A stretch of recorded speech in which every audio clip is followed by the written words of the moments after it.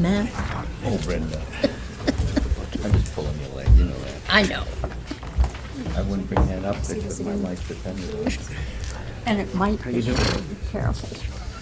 Don't do that.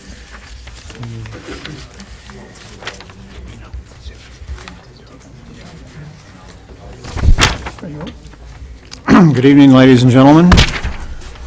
The hour is 7 o'clock, and as mayor, I hereby call the February 23rd, 2015 meeting of the Laconia City Council to order.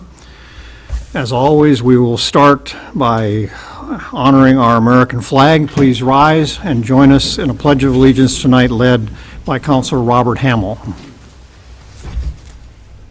I pledge allegiance to the flag of the United States of America and to the republic for which it stands, one nation, under God, indivisible, with liberty and justice for all. Before we get to the roll, we have the pleasure tonight of welcoming back our city clerk, Mary Reynolds. Welcome back, our new mother, and good to have you back. So I would ask Mrs. Reynolds to please call the roll. Councilor Doyle? Here. Councilor Bass? here. Councilor Littman? Here. Councilor Bear? Present. Councilor Hamel? Present. Councilor Baldick? Here. Presiding Mayor Edward England? Here. Let the record show that all 6 councilors are present this evening and a quorum has been established. Our first order of business is regular business is to approve minutes. And councilors, you have in your packets the minutes to our last meeting dated February 9th, 2015. A motion would be in order to approve those minutes as submitted. So moved. Moved by Councilor Bolduc, seconded by Councilor Hamill. Any discussion of the minutes? Okay, all those in favor of adopting the minutes as submitted for February 9th, please raise a hand.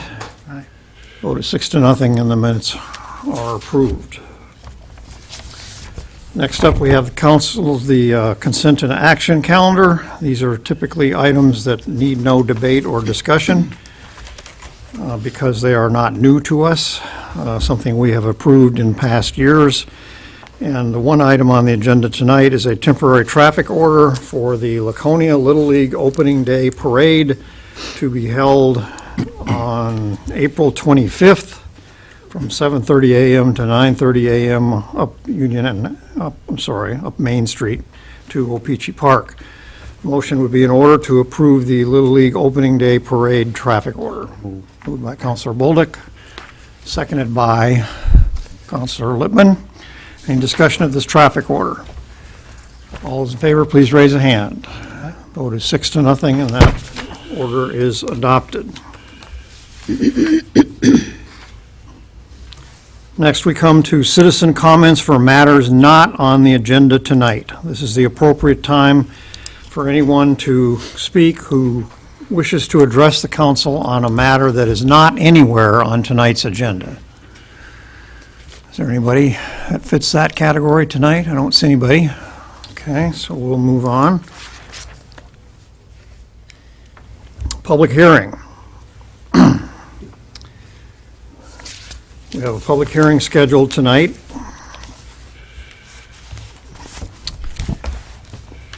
On the possibility of declaring city-owned property at 21 Elm Street to be surplus property. Notice of this public hearing was posted in the February 13th, 2015 edition of the Laconia Daily Sun. It was also posted at City Hall, the Gale Memorial Library, the Laconia Community Center, and the offices of the Laconia School District. Any action on this item that would be undertaken tonight would come under new business. At this point in time, we're simply listening to public input, so I would declare at 7:03 p.m. this public hearing to be open. And we would solicit comment at this point in time from anyone who would like to say anything to the council about the possibility of declaring this property to be surplus. Mayor Dyer is in the audience tonight. Welcome, sir. Thank you, Your Honor. Probably should say very former Very former. mayor. I rise as the representative of Blizzard, Inc. Erica Blizzard is here. As everybody knows, we're dealing with the Lakeport Landing property. The only issue before the council this evening and for this public hearing deals with whether or not the council in its deliberations determines whether or not the property in question is surplus. If it is surplus, then the council would have the opportunity, but not the obligation, to proceed to either lease or sell the property. The property in question was acquired by the city, not through a tax sale, but from a deed from Boston Main Railroad in 1958.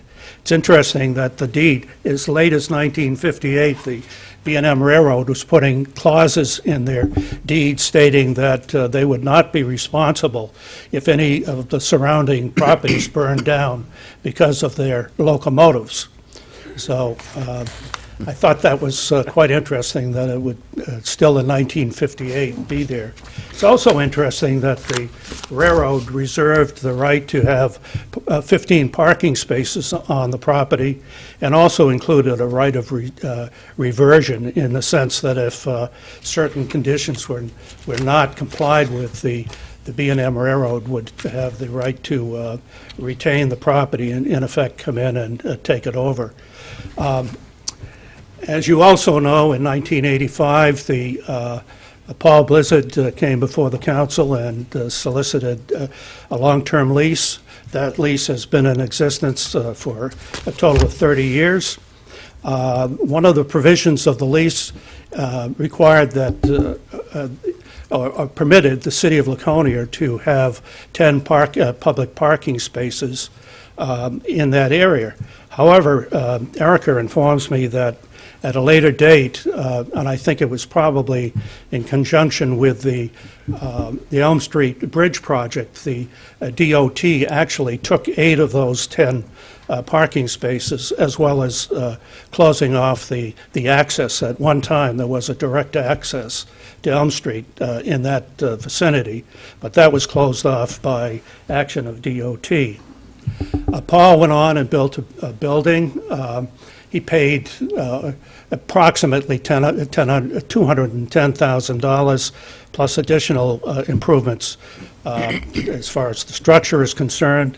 And during that period of time, he paid in excess of $150,000 to the city in real estate taxes, plus lease payments of $200,000. So just generally, there's a $500,000 investment. The lease provides that upon its termination, then the building would be forfeit to the city of Laconia. So if Erica is not able to either acquire the building or have an extension of the existing lease, then the property reverts to the city of Laconia and the building is forfeit. As I indicated at the outset, the reasons for declaring the property as surplus, I think, are several. Number one, there's been no public need demonstrated during the 30-year period of the lease. No one has come forward, to my knowledge, with any specific proposals with regard to that property. It's, as you know, a long, narrow lot, and I believe that there are limited uses as a result of that. The only point of access to the property is over the railroad. And we checked, we could not find an easement, a deeded easement as far as access to that property is concerned, nor could we even find a recorded license. It's my understanding that the Railroad Division no longer grants easements for access over the railroad tracks. They will grant licenses. Those licenses are revocable upon 30-day notice by DOT, so they're not a recorded easement. So it is theoretically possible for the state of New Hampshire, at any given time to simply state that for reasons of safety or any other reasons that the state might want, that the property could no longer be accessed by means of the current way of getting to the property. There is, I believe, if the city were to consider other uses for the property, there would be a considerable capital outlay for the city, and in view of the construction of the new expansion of the fire department and other matters, and as well as the tax cap, I would submit that it probably would not be realistic for the city to undergo any ambitious alternative uses for the property in question. In addition, and lastly, there is a benefit to the city in declaring the property surplus in the sense that Erica has already offered to purchase that property for a total of $331,000, and as you know, that essentially means that she's buying the property twice as far as the improvements are concerned.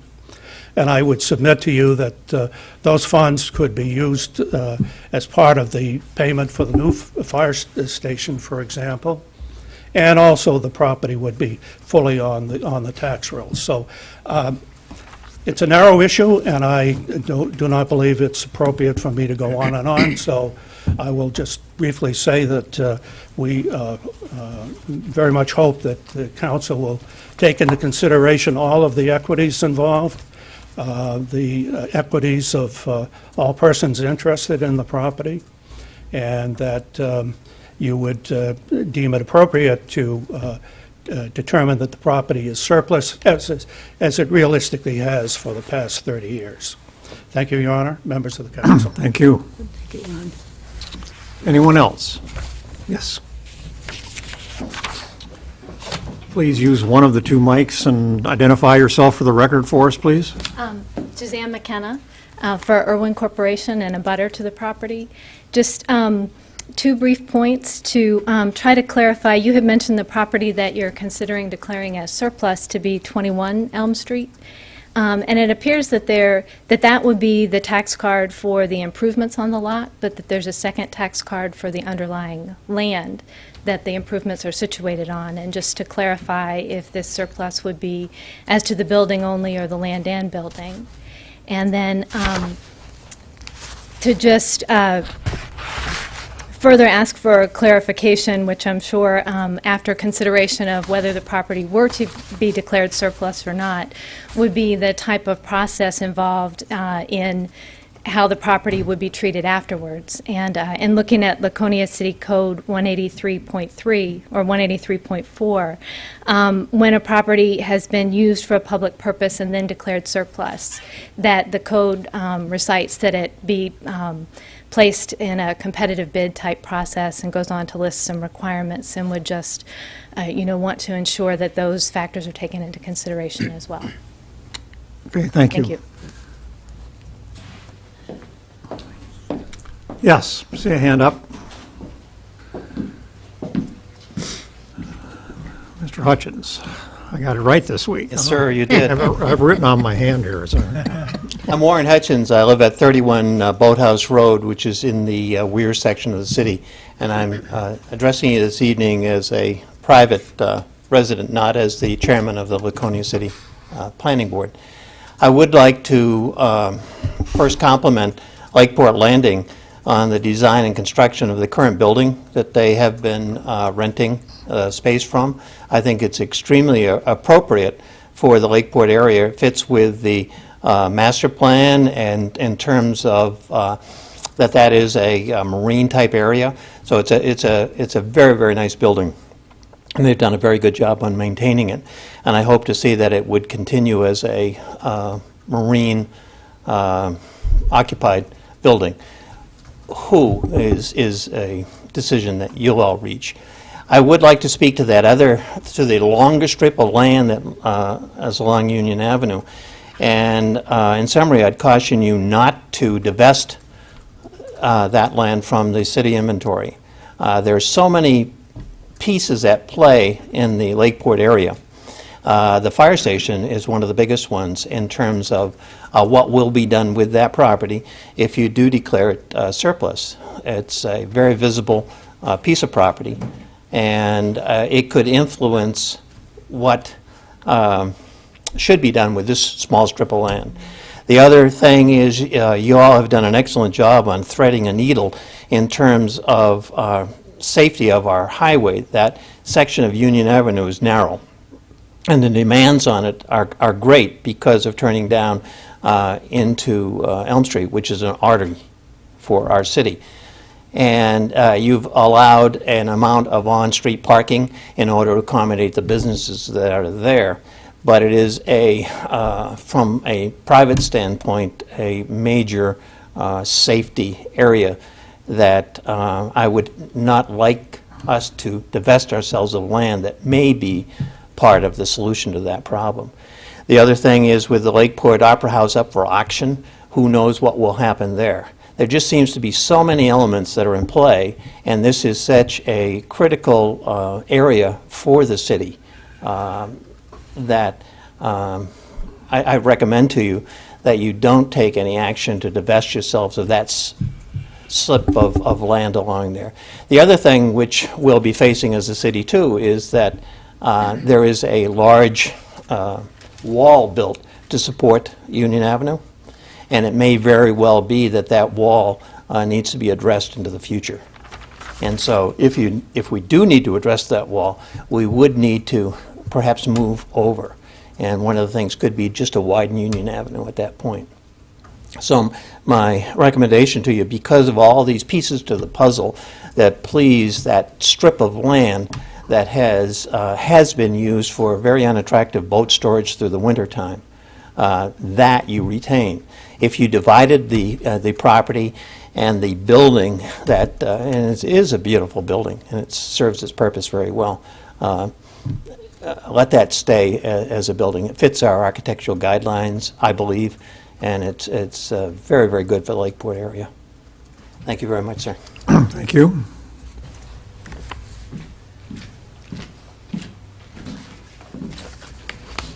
Mrs. Duffy?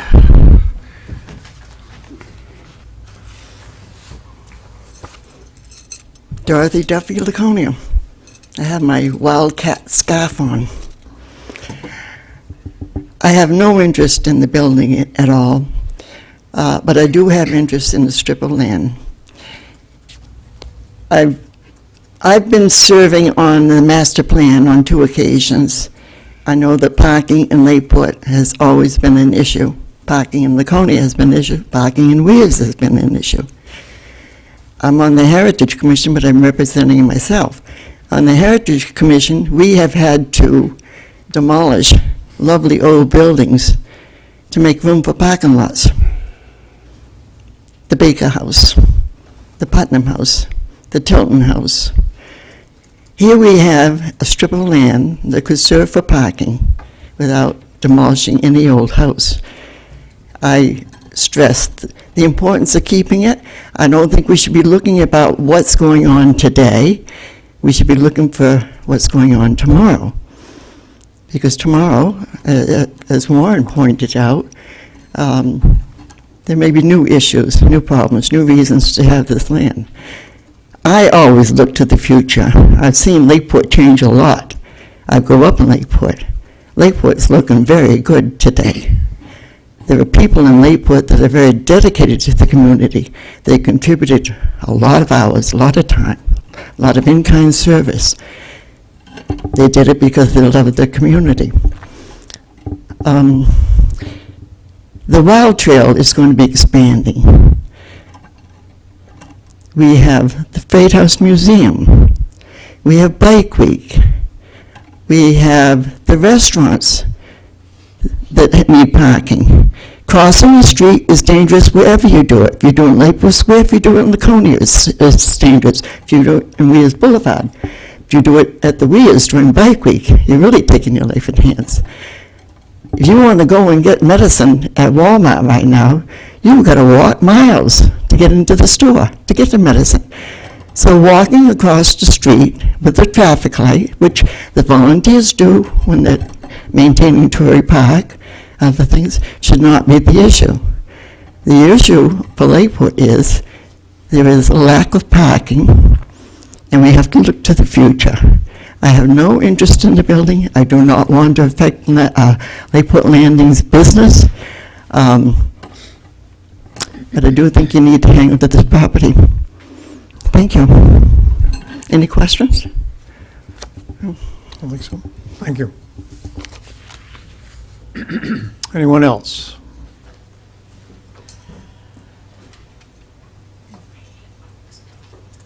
Okay, I'll declare the public hearing closed at 7:20 PM. And again, we'll be taking this item up later under new business. Presentations tonight, we have a couple.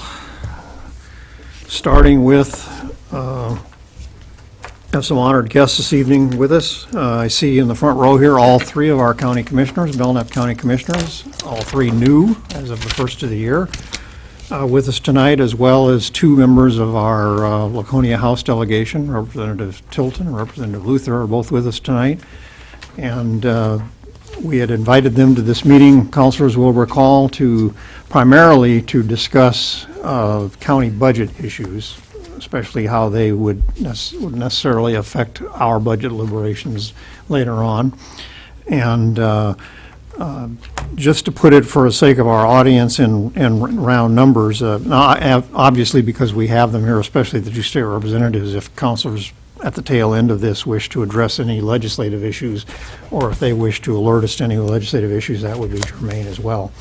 But our primary purpose is to talk about the county operating budget, the development of the county operating budget, and the status of the jail project, both from a capital improvement standpoint and from an ongoing personnel needs standpoint, both of which would affect us. To put things in round numbers for our audience, last year, the Laconia's share of the county operating budget was, or the total county budget was approximately $2.6 million.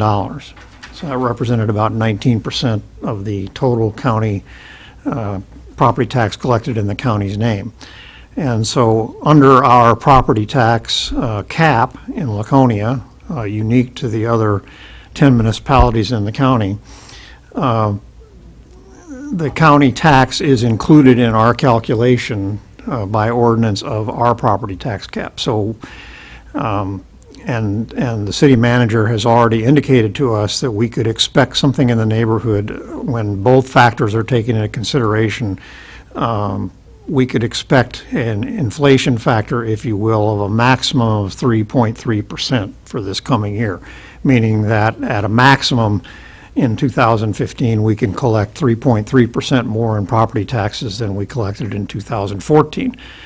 So as a starting exercise, the first thing we do is take a look at the four factors that impact our budget in terms of property tax collection: the statewide property tax, the school department tax, the city tax, and the county tax. And if any one of them goes over the 3.3% at any given time, that money has to be taken elsewhere out of one of the other budgets in order to make things balance for us in the end. So again, in round numbers, using the 2.6 million as a taking off point, that would mean that we could live with an increase of about $85,000 in county taxes this year without it affecting any other department in the city. If the bite is steeper than that, then the money's going to have to come out of the school department or the city or the city budget somewhere to make up for that. So that's sort of the primer about why we're interested and why we're concerned about not only the operating budget for the county, but also the ongoing Department of Corrections. Councilor Lippman? I don't want to interrupt if you're not fully through, but Go ahead. just for context on the inflation factor, it's been running about 1.7%. Historically, we just have a large increase this year, which may not be sustained with respect to property additions. They are running a little higher this year, so the inflation component is running at 1.6, but the value of the new construction coming online, which is the second component, makes the equation equal out to the 3.3. I think last year, if you blended them together, it was in the high twos with a CPI of around 1.5, the new construction. So 3.3 is the combined blended rate, not just the consumer price index rate. You're correct. That's the highest I think we've seen in the budgets we've, 5 or 6 years probably, anyway. at least. Okay, so with that background, we'll start out tonight. I'll start out tonight by introducing the county commissioners. We have with us tonight Richard Burchell, facing us here on the left, and Hunter Taylor, the newest commissioner, in the middle there, and David DeVoy on the right. And I will believe the chairman of the commission is Mr. Burchell. So if you could join us, we'll introduce you first and get us into the subject, and we'll figure out where we're going from there. Thank you for the invitation. I'd like to start by thanking Nancy Brown for forwarding the Director Loeb to Joe Kenny letter, and also some budget projections that I had done. Believe it or not, I did not realize when I did them. I just kept working to get them down closer to 3%. I really didn't know that you were at 3.3%. That's just a happenstance.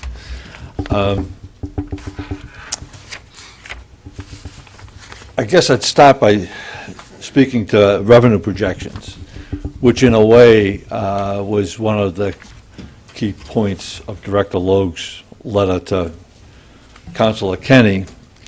And if you go back to what the department recommendations are, they would also be my recommendations. The only difference from what the prior commissioners, the last biennium, recommended was they recommended $100,000 more in one of the nursing home lines than did the department, and that would be the New Hampshire ProShare line. The department's numbers were $650 for that, $3 million in Medicaid, and $900,000 in new admission process.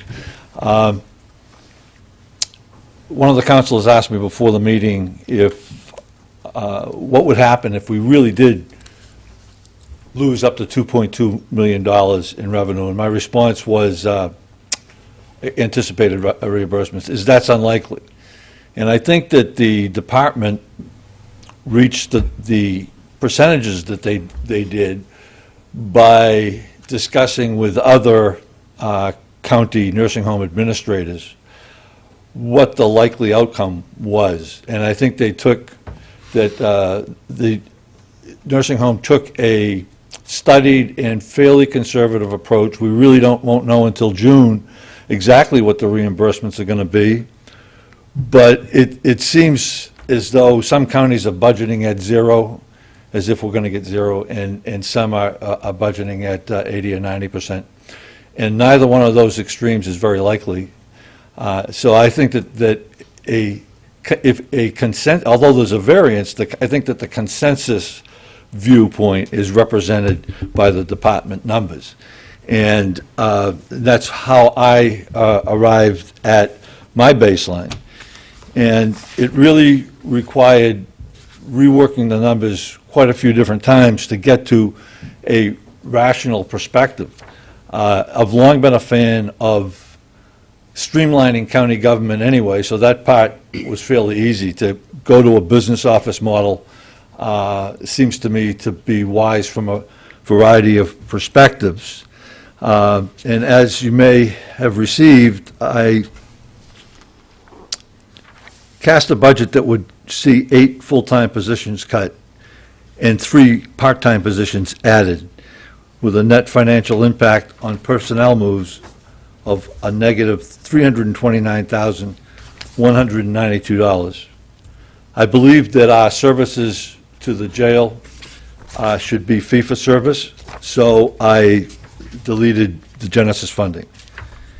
The 2014 commissioners had a contingency line of $150,000, and I thought it reasonably safe to reduce that to $50,000.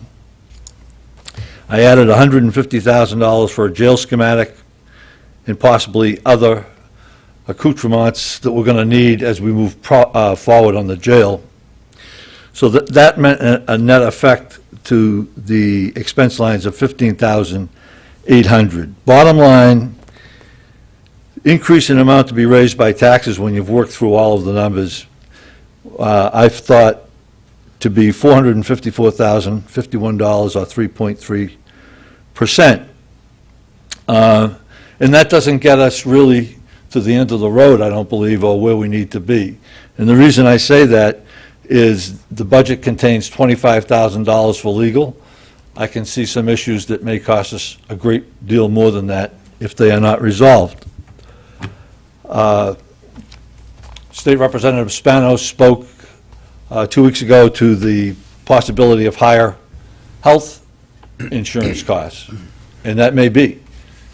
And after careful thought, I didn't add anything because there may also be some potential savings by competitively shopping health insurance.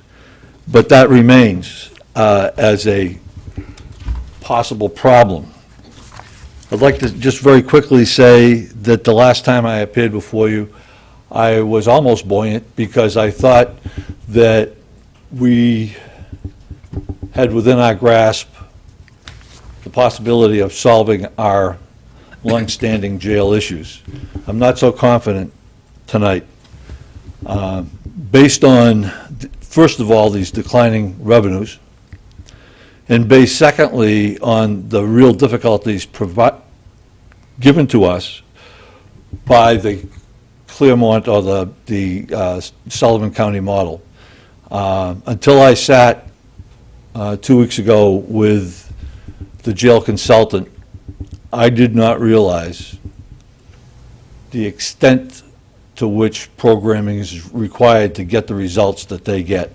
They do get results, and I'm convinced the results that they get are real, but the costs are very high, to the point that the way I would scale it off is it's almost cheaper to build that $14 million jail, which actually we can do. You know, we can do a new jail for that much money. The $7 or $8 million for fixing the existing jail and adding a community correction center is preferable, because the results for society down the line are preferable, but it may not be affordable.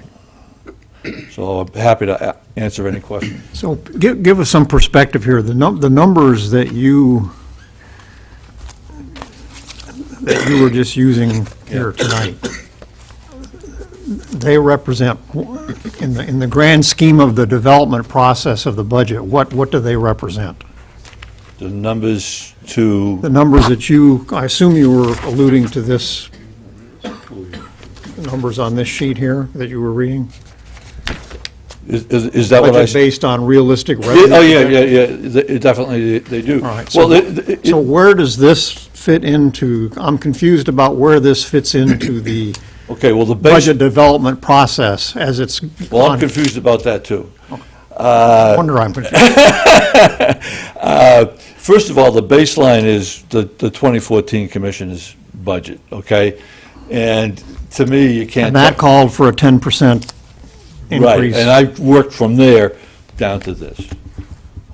So the baseline was December 2014, nothing else. And this is just your proposal? Just my proposal, working it backwards, okay? To get from, From 10% to Percent to something a little bit. 3.3%. Yeah, right. And it's a good question, because it's almost like we're Argus. We've got one eye, when in point of fact, we need two. I heard someone speak tonight to a $400,000 surplus that would exist in capital projects. What $400,000 a surplus? What do we do if these overly optimistic budget projections don't come to be fact? And if you look across the country, there's a continuing shortfall of money from Washington, D.C. to states and from states to communities. So I sure wouldn't want to have to come back in June and raid a lot of money from the fund balance or to do a supplemental appropriation. I don't think it's wise. Question over here from Counselor Hamel. Yes, thanks for coming tonight, all the delegation, we appreciate you coming tonight. On your thing here where you're deleting the funds for Genesis, and you say go to a fee for service, what are you talking about there? The people that have asked for the service pay for it? No. Great question. I was sort of a little bit elliptical here, maybe.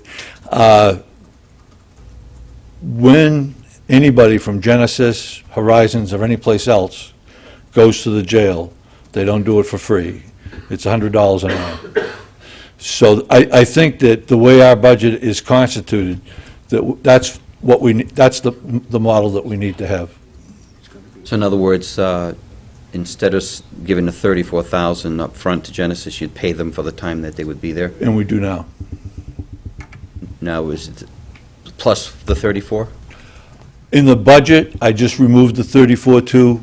The way that the jail works, you can't say no. If somebody has a need, you're responsible for them, so you have to do you do a line item transfer to get the money there that's needed, and that happens fairly frequently. All right, so in the budget, there's $34,000 for Genesis right now, what you're saying? There is now, and Okay. I'm saying All right, so the $34,000 that the county normally gives them, we would in not. addition, you give them $100 an hour when they come to the jail? As I understand it from Superintendent Ward, and I believe he's here, we pay $100 an hour for services. Okay. The other thing on the county jail, you have in your thing here that you're putting in for the schematic of the jail? Right, Or- because the existing budget has no money Correct. dedicated to the jail. And myself personally, as a counselor, I would rather see it in your budget this year than Thank you. go for a supplemental, and Thank then you. then you pass the bill on to the city, and So- where are we going to find it? Because our budget's already set. Thank you, I agree with you. So to me, that should be in there, whatever you're going to do to that.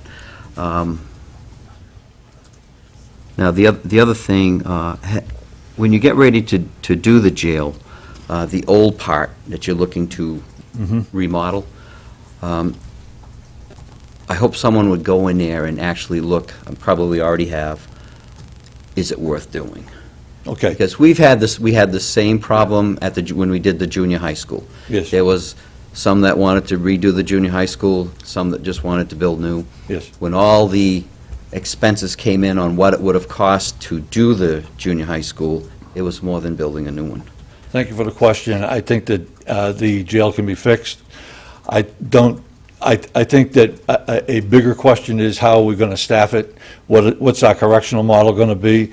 Before Captain Berry left to be superintendent of Sullivan County, he did an absolutely stellar job of identifying concerns in the jail block by block by block. Very, very detailed. Okay. The most detailed analysis I've seen done in the county of a building. And so I have every confidence that the jail can be fixed. Superintendent feels that some areas will need to be closed. He's probably correct. But can it be a functioning jail? Absolutely. Okay. And my last question is, you brought up health insurances for Yep. the employees. Has the commission dealt with the problem of the Cadillac tax, which would take effect in 2018, I believe it is?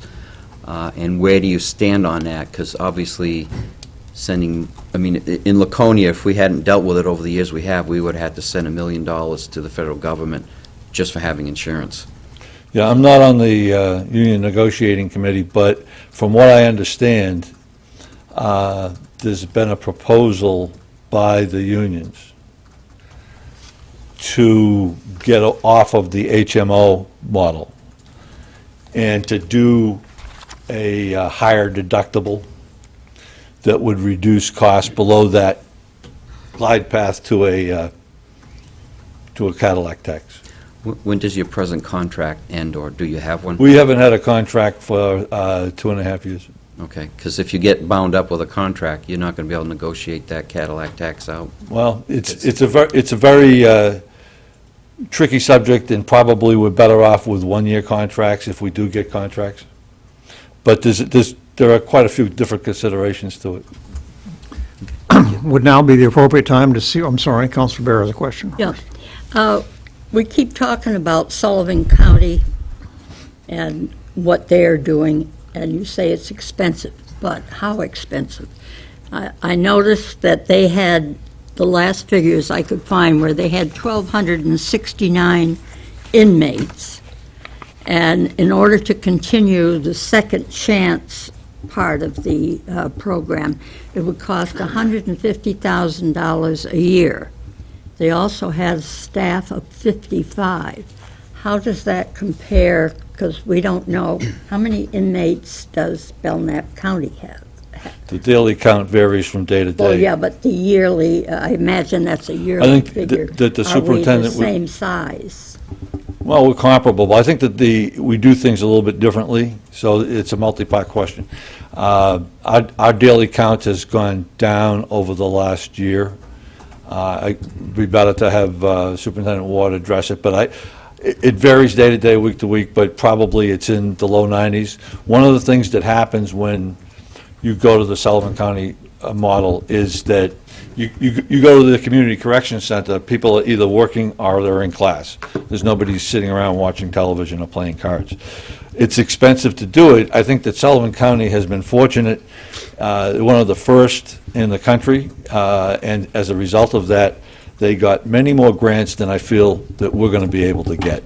So I think that the paradigm's a little bit different. Would now be an appropriate time to ask if your fellow commissioners would like to see. Commissioner DeVoy, welcome. Welcome, Mayor. A little unusual, but Commissioner Burchell's budget is not the county commissioner's budget. Myself and Hunter Taylor have put together a budget. We voted 2-1. Our budget increases by 1.96%. We cut nursing home income by $500,000 that we received last year. We also have $479,000 set aside for the jail planning, and we have $200,000 in contingency. We do not have the cuts that Commissioner Burchell has talked about. We do agree on the county attorney's office and the registry of deeds having some part-time employees, but we don't agree on those other cuts. We also don't agree on cutting Genesis. So I'm working with the delegation right now. They've been hearing my budget and Commissioner Taylor's budget, and they're a very conservative group. And we'll present to you a budget, or you'll know that we passed a budget that will be well within your Laconia tax cap, like I promised. If you have any questions, I'll be glad to answer them. I'm very hopeful about this project. There'll only be more than $7 million to upgrade the jail for $1.5 million or $2 million with a $5 million addition. But we can do this. I'm very positive. I am concerned about 2016's budget if we have those cuts from managed care. But I am a fiscal conservative. I'll do whatever I have to do to shape things down, but I don't think we should be shaping things so radically right now. So that's my budget, if you have any questions. Can you explain for us, I think we need some. Okay, sorry. This revenue issue is very puzzling. Right. Well, what we did is we had a budget meeting. Start with the commissioner's budget. The commissioner's The first- budget, The okay. old commissioner's The old budget. commissioner's budget, they made some huge cuts, and I sat down with the nursing home director. Huge cuts in expected revenue? Expected revenues, yes. And we sat down with the nursing home administrator, we sat down with the county administrator, we sat down with the director of finance. We didn't have any idea where these guys came up with these numbers. And so then we looked at historical numbers, and we looked at how we're losing $250,000 every year that the government's cutting back in different ways they pay us. And so we came up with a number of $500,000. And it's a guess. No one really knows what we're going to lose, but we came up with $500,000. I thought that was a good To add back in $500,000. Yeah, and so everybody said adding, but actually it was really cutting from what we received in 2014. I looked at the commission's Cutting budget, less. right, and I said, we looked at this document, and we said, we couldn't make any sense out of it, and it almost seemed like, I don't want to, maybe almost a trap, you know, the new commissioners took over this budget that the past 3 commissioners put together, and it was really nothing I'd want to be associated with. So we had a budget meeting about a week and a half ago with all the different department heads. We went through line by line. Myself and Commissioner Taylor were present, and we listened to what everybody had to say, and we looked at historical numbers going back 4 years, and that's how we came up with our budget. We are concerned if the government cuts back more, instead of cutting back $500,000 what they gave us in 14, what if it's $600,000? But we do have $200,000 that we set aside in contingency. But I know we'll find out the real numbers come July 1st, and if the numbers are really bad, then we will make cuts. We will do what we have to do. But I'm not going to lay all these people off right now not knowing what's happening. So what's your target right now, 2% then? My target is 2%. And how does the jail planning fit into the 2%?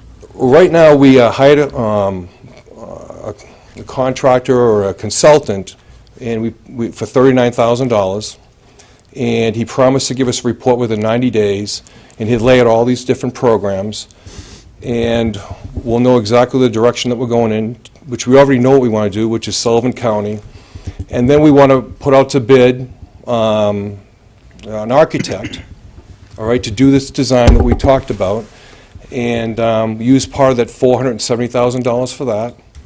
And then what we want to do is get more... Part of what? Well, not borrow, but we have $470,000 that we can pull out, to pay for the architect. We've already budgeting, my budget has $479,000 in it for jail planning. Okay. Okay. So we could pull money out of there to do the architect, and also, we could also look at what needs to be happening inside the jail, and then we could put that out to bond and move forward from there. What I would like to do, and there's something called a tax anticipation note, where you can build something with interest only, pay interest only. We have two bonds. One becomes due in 17, the other one becomes due in 18. And right now, collectively, we're paying $600,000 a year for those bonds. What I want to do is somehow get this tax anticipation note and build this $7 million community correction center, which includes the upgrade of the jail, and just pay interest only until we get over that hump with 2017, 2018, and then we make a regular bond payment. So that's my plan to try to move forward to not affect your tax rate. Yes? Questions? Counselor Bounds. Where do you get the $7 million figure for the jail in terms of the improvements or the designs that need to be made? And do you share Mr. Burchell's concerns about the Sullivan model and it not being practical over the long run? I think it's not practical to do nothing on the long run, okay? And I believe that these programs will help, and if we have to shape the county and downsize in other ways, we have limited resources, and we need to stay within our budget in your tax cap, and doing nothing's not an option. The $42 million wasn't going to work. We came up with the $7 million figure because that's what Sullivan County spent, upgrading their jail and building their community correction center. So that's where those numbers came from. So there's really two facets of the county model that you're using, and that is, one, the facility needs itself, and two, the programming needs generated by those folks who go to the House of Corrections, correct? Yes. Okay. Well, I think that's a good plan, but that's just my, I don't know about the numbers, but I know that you can't be successful without the programming. The other thing, too, is I support the business model for the County Commissioner's Office. I was the one that spoke at the first meeting about the business model and about being as efficient as we can. So over time, as people retire or things happen, I will reorganize, I'll find additional savings, and that's how I plan on paying for these additional programs if need be. Do you have an estimate in your own mind about, talking about the Claremont model, the Sullivan County model, of how much to implement that model, not counting capital improvements? How many people, how much in terms of dollars it would add to our budget? Do you have any rough figure in mind, how many people What I'd like to do is have to execute that model? Superintendent Ward speak to that, if he could. Okay. Can you speak to that?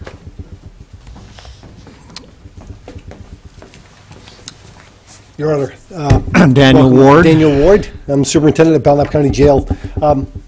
The reason why they hired the program coordinator, and they're paying that $39,000, is to actually come up with those numbers that you're looking for. What's the impact going to be on programming? What programs will we offer? And what's the staffing requirement for that? So it really would be premature. It's a total guess. Construction costs, total guess. Number of staff, total guess. We're expecting somewhere around 4 additional program staff, and potentially that many correction staff. So there certainly is going to be an impact. Sullivan County talked about, I believe it was Ms. Bear, you had mentioned earlier the number of total staff that Sullivan County had. We have 24 officers at Belknap County Jail. If you add all of our support staff, the administrative assistants and those of us in administration, you're up to about 29 or 30. I believe they had in the mid-50s. So there's significantly more. We process more people in Sullivan County. Generally, we process about 2,000 inmates a year. Our average daily population runs between 90 and 110. Right now, we're in our low section, so we're in our 90s. But again, Every day? Yes, ma'am. Yeah, the average daily population. So you have 29 people and they have 50? We have 24 on the floor, 24. Okay, we are seriously understaffed and have been. Every group that's come in and done independent audits have said that we should have significantly more. Remember, we're running a 24/7 operation, and so having somebody on, having their days off, vacations, holidays, all that, your FTE for one position is 4.3. So I think it would not be realistic to think that our operational costs aren't going to be affected going forward. But as Commissioner DeVoy said, doing nothing is not an option. But I hope that answers. Right, now, we don't know, but when we'll get to it, we'll make adjustments in the county budget and staffing and. So how do you needs see of the this community. developing from a time standpoint, Commissioner? I see that, I think construction sometime in 2016. I can't say at any time this year at all. And we'll have a better idea what we're doing, how we're moving forward. And from there, we can shape the staff of Belknap County. But I'm not prepared to shape the staff right now as quickly as Commissioner Burchell wants to do that. Any other questions? Councilor Lippman. Oh, go ahead. Just the cut that was in the $7 million cut relative to nursing homes, how does that affect, I heard somewhere that was about a $600,000 impact on the Belknap County nursing home, is that correct? Or Well, we budgeted $500,000, but, I mean, that includes all nursing homes, I believe. I mean, $7 million is all Right. nursing homes. Right. Divided by- So I don't think it's a $600,000 cut per se, and I really think there's going to be a lot of political blowback. The other issue, too, as we talked about, is if we cut our income numbers down, if we get that money in, that we can't spend it. It goes into the general fund, and then we don't have it for operating. So we decided to have the number we thought was realistic, to put that out there with the backup contingency, and then we need to be as political as we can, write to our state reps and our governor and say, listen, let's not cut back on the elderly, we need to take care of people and the people that are in need, and push back on this, instead of just caving in. But hasn't that $7.2 million already been cut? Because that was part of the $52 million shortfall in HSS. Well, I think that right now the governor did. The governor said, hey, this is what I want to do, but right now there's legislation moving forward in the Senate and in the House to change that. So the House could have their own budget, right? Correct. Well, we're not talking about budget here. No, This but- is It the would- current biennium, we're talking Yeah. about, the $7 million. Yeah. Right. Yeah. Through June. But there are bills in the legislature now to prevent the governor from making those cuts in Right. that way. May or may not. And I think they'd be politically unpopular. I just can't see her going forward. But you don't know what's going to, no one knows what's going to happen, all right? We're giving our best guess moving forward, and the delegation is looking over my budget very carefully right now. Councilor Bounds, did you have another question? Yeah, I wanted to ask Superintendent Ward a couple of questions. Does Mr. Burchell's or the budget of Mr. Taylor and Mr. DeVoy, I know you can't give me any numbers because it's all a guessing game right now, But how does that account for your current lack of staff at the House of Corrections, and how are you folks going to go about addressing that over the long term? Because I'm not talking about programming, I'm not talking about renovations or new constructions, I'm talking about just basic staffing. This Board of Commissioners collectively voted unanimous to support the staffing that was budgeted for the jail. That budget last year included 2 correctional officers and a case manager. A community corrections officer. So 3 full-time staff. They've authorized me this year to fill those positions. Okay. The filling of those positions will impact the jail from a security perspective and also by numbers. The additional community corrections officer means we'll have more people out on work release, home confinement, electronic monitoring, being able to supervise more people in the community. That reduces our population inside. The additional 2 staff members, well, that helps fill some of the gaps in hours. Clearly, if you need 4.3 to cover 1 position, 2 doesn't quite do it, but it's certainly better. I can tell you that the last addition of a correctional officer to Belknap County Jail was 26 years ago. Our staffing levels haven't changed in that time, and we've clearly more than doubled our inmate population, as you've seen. Well, you're up there. Yeah. Okay. Okay. Councilor Lippman, you had a follow-up? Mine was more related to probably Commissioner DuBois' perspective. So you were suggesting in terms of the timing of when construction might go forward and how you might approach financing. I just wanted to review that one more time with Yes. you. You had talked about construction, the earliest would begin in your fiscal year 16 budget, Correct. and then you would contemplate trying to use, I mean, I understand it's all, nothing's been approved yet. No, I'd have to get but- permission from the delegation, but But you're And I'm- contemplating an interest only for interest 2 only. For 2 so years? For until 2 you- years, and then we'll go for a bond, but those other 2 bonds that we're paying $600,000 a year for will be gone. Okay. And a $7 million bond is a lot less than $600,000 a year. Right. So our debt would go down, our debt payments would go down. So that's what I'm looking at doing, and then we just have to address those staffing issues. And, if we have to modify a little bit, we modify, but we're moving forward. Thank All right? you. Thank you. Commissioner Taylor, did you have anything you wanted to add? Just would basically second what Commissioner DuBois has said. And I think we're very much committed to dealing with a jail situation that is long overdue to be dealt with. But I think we're going We can't hear you. Can you step to the microphone, please? I'm very much in agreement with what Commissioner DuBois has said, and we are very much committed to dealing with a jail issue which is long overdue. I mean, the situation has been allowed to sit, and, I mean, when you hear that we haven't added a corrections officer during that period of time, I mean, I think it's really a shame. But we also are very much committed to trying to stay under your cap, and we're committed to coming in 2% or under this year. And I think I'm optimistic that we can do it. Appreciate the invitation. Any questions that you want to ask me, you're welcome to ask me. Any questions for Commissioner Taylor? Okay, thank you. Thank you. Thank you both, gentlemen. I'd like to recognize now Representative Tilton. Representative Tilton is chairman of the Belknap County Delegation/Convention. Welcome, sir. Thank you, Your Honor. We'd appreciate your perspective on all this from a convention standpoint. Well, our role of the convention's role at the county level is not the full legislative duties that we have in most of the levels of government. We are responsible for the establishing the appropriations. So we review the budget. Budget's proposed to us, but we don't make any rules. The commissioners run the county.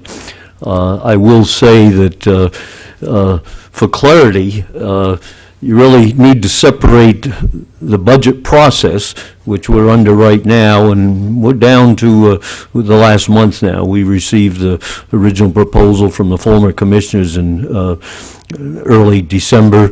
We have to complete it by March 30, or the original budget is the default budget. So we certainly don't want to get there. So I think we're about 3 weeks away to complete it. We are optimistic. We did establish at the convention a target of no more than a 2% increase in the property tax that goes, we don't issue the property tax, we send the bills to you folks, and you very generously respond. Haven't defaulted yet. Now, 2% is under your tax cap. I quite often will use a tax cap in rhetoric, but the fact that you have a higher number doesn't affect the 10 other communities. So I think that 2% affects everybody. I used to argue the other way that the tax cap in Laconia might be the low bar, and so that should be our lowest common denominator. If you're 3.5, I don't think every community wants to go to 3.5, 3.3 or whatever. Councilor Lippman has a question? We might not. I'm sure we're Yeah, but, so we're, 2% is our target, and as you've heard, we seem to be well on the way to being able to reach that in the budget. Now, within that budget, of course, it's a combination of fewer expenditures and making realistic revenue estimates. We have to be very careful on those. Now, I will say, though, the history of the county is, even in these years that have been lean, according to the local newspapers, they came in well over $1 million in excess revenue last year. And that's, it's been at least that in quite a few years. So not just the nursing home, which is right now the most questionable, if you will.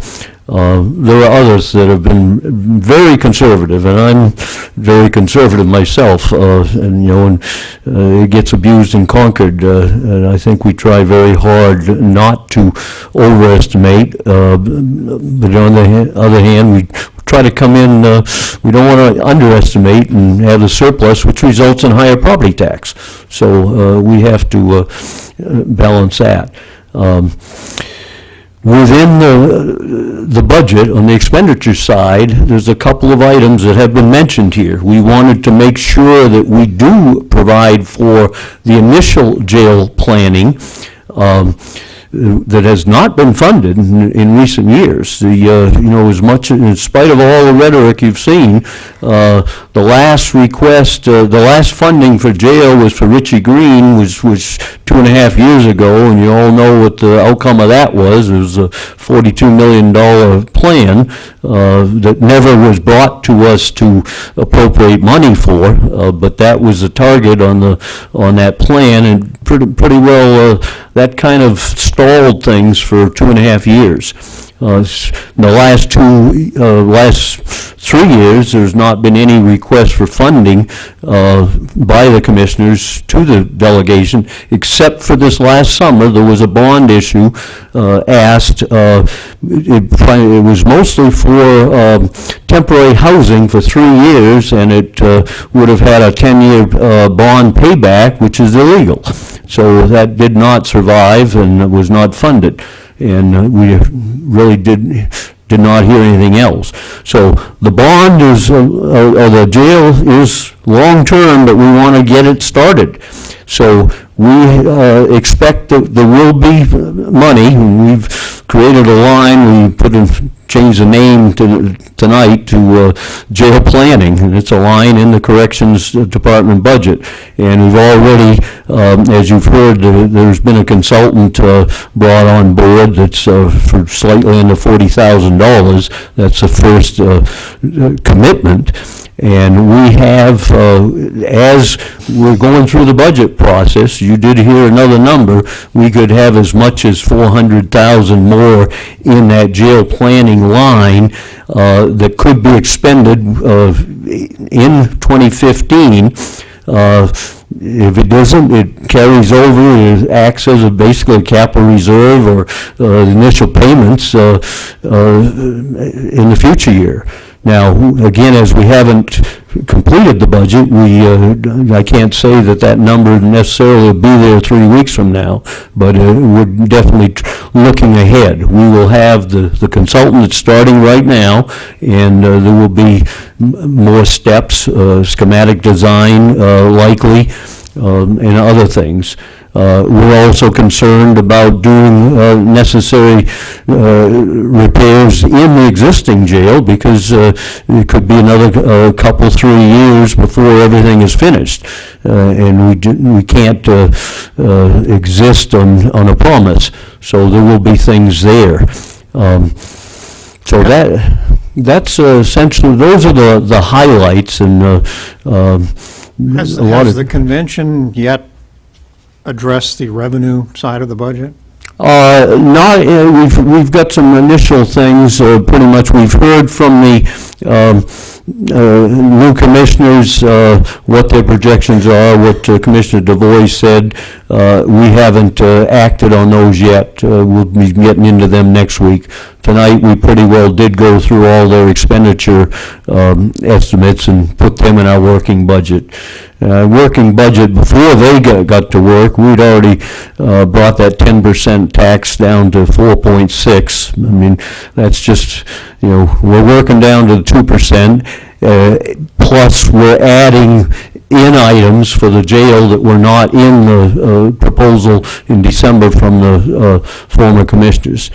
Now, I would also say, to address some of this recent discussion of the current correction officers, we looked very hard last year when we had a tight budget, and we did provide funding for 2 additional spaces.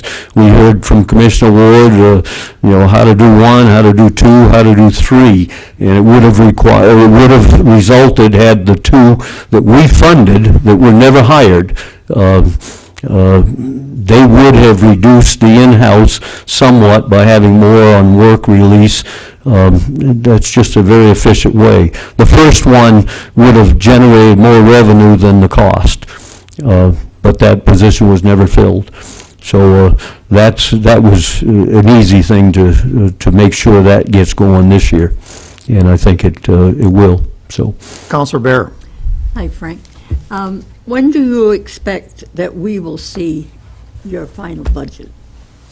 Probably 3 weeks. You pick up the morning paper on each Tuesday morning. We're going to meet the next 2 and probably 3 Mondays, and so that would be March 16. That'd be with about 2 weeks to spare. And if we're slow, it'll be March 30. Councilor Hamel. Yes, Frank, good to see you. What's the 2% equate to in dollars? Well, it meant we had to reduce the original commissioner's budget by 1.1 million. What's that 2% increase dollar-wise? What is it for your budget? Get an idea? Well, 1% would be half of that. I would think that's. I'm not necessarily comparing it, but I would guess offhand, around.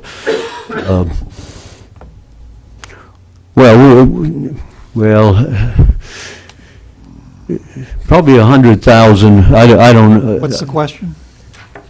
The 2% increase in their What's budget. the absolute dollar value? What's the dollar value to that 2% increase of their budget? What's your budget, total budget? Well, I'm thinking of the incremental difference, because the overall budget is not all tax, property tax. I mean, that's a portion that we're managing around, the other revenue Well, if helps. ours is $2.5 million, that's 20%. So times 5 is $12.5 million, right? That's right. As far as you're concerned, if you're getting $2.5 million, and it would go up 2%. Has to be collected by property taxes, right? 5.5 million last year, roughly.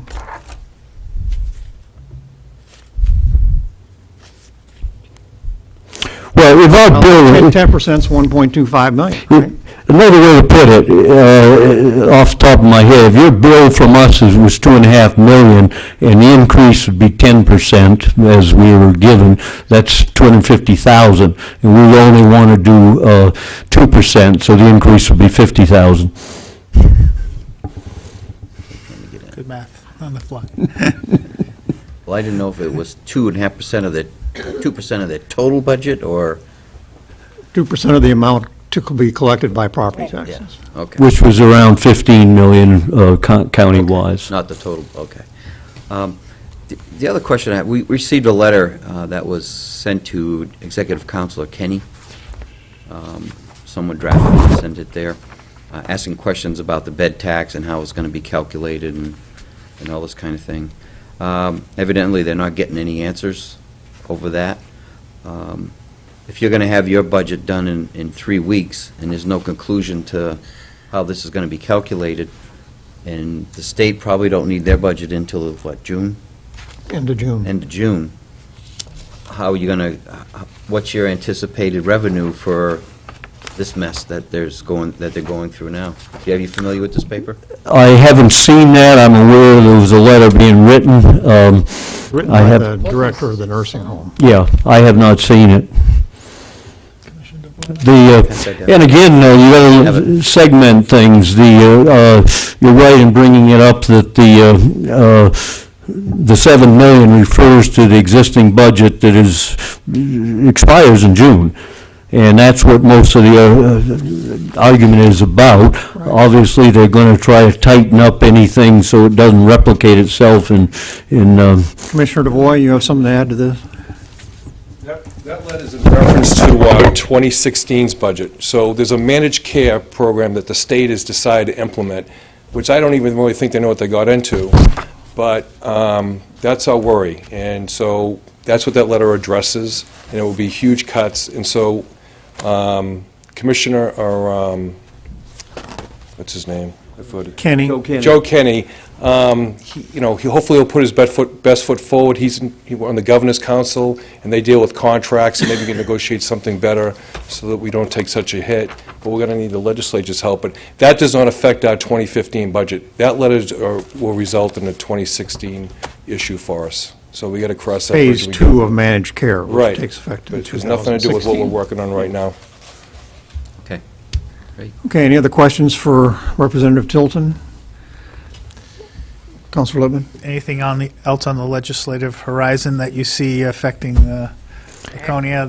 I know they're talked about on the capital side of matching, I think the governor's budget provides for like river basin projects, things like that, of restoring the match.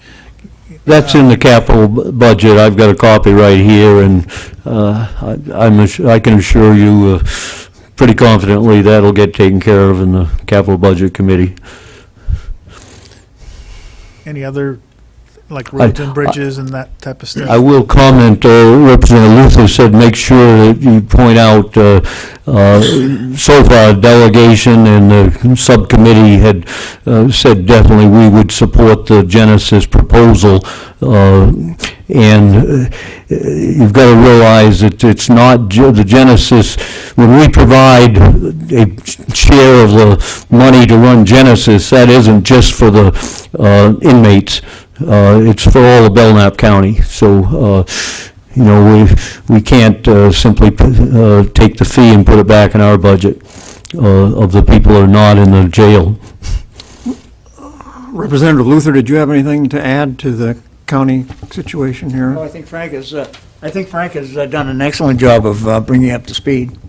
He is correct. I feel very strongly about Genesis, having been practically on the front line for a number of years. So, and the other thing is, and no one's mentioned it here tonight, but the county is changing its business model slowly but surely, if you will.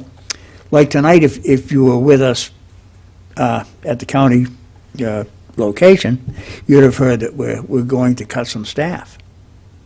There is going to be a staff cut in the county attorney's office. There's going to be a staff cut in the registry of deeds office. And that may happen as we go through it.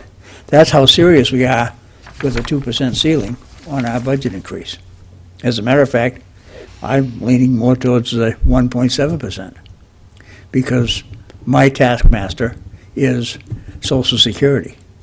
And out of the largesse of their heart, they gave me 1.7% increase. So that's what everybody else got. Okay, thank you. Any other questions for any of these five gentlemen?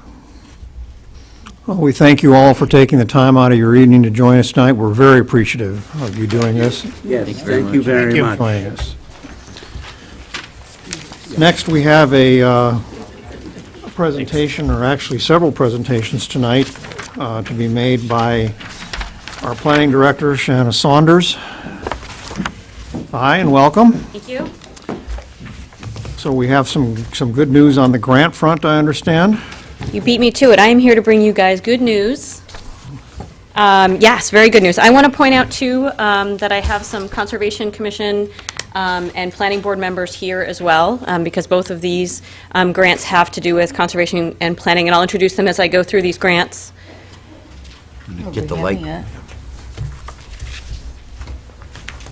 So we have 3 exciting grants to talk about tonight. And the first one is a $15,000 grant. The Conservation Commission applied for this grant on their own. And I'm sorry this is so small. I have this map coming around for you. This is a 2015 DS Source Water Protection Grant.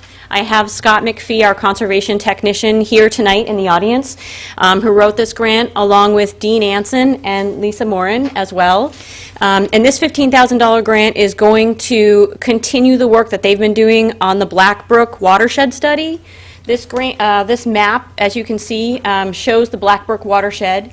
And right now, they have been doing a geomorphological study. This $15,000 will pay for the watershed assessment.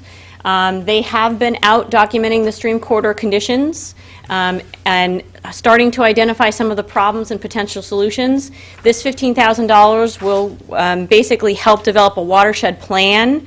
That'll be a planning tool to help us move forward to fix some of the issues that we're finding, and also will put us in a good position to move forward for future grant funds through the state offices where they require a watershed plan.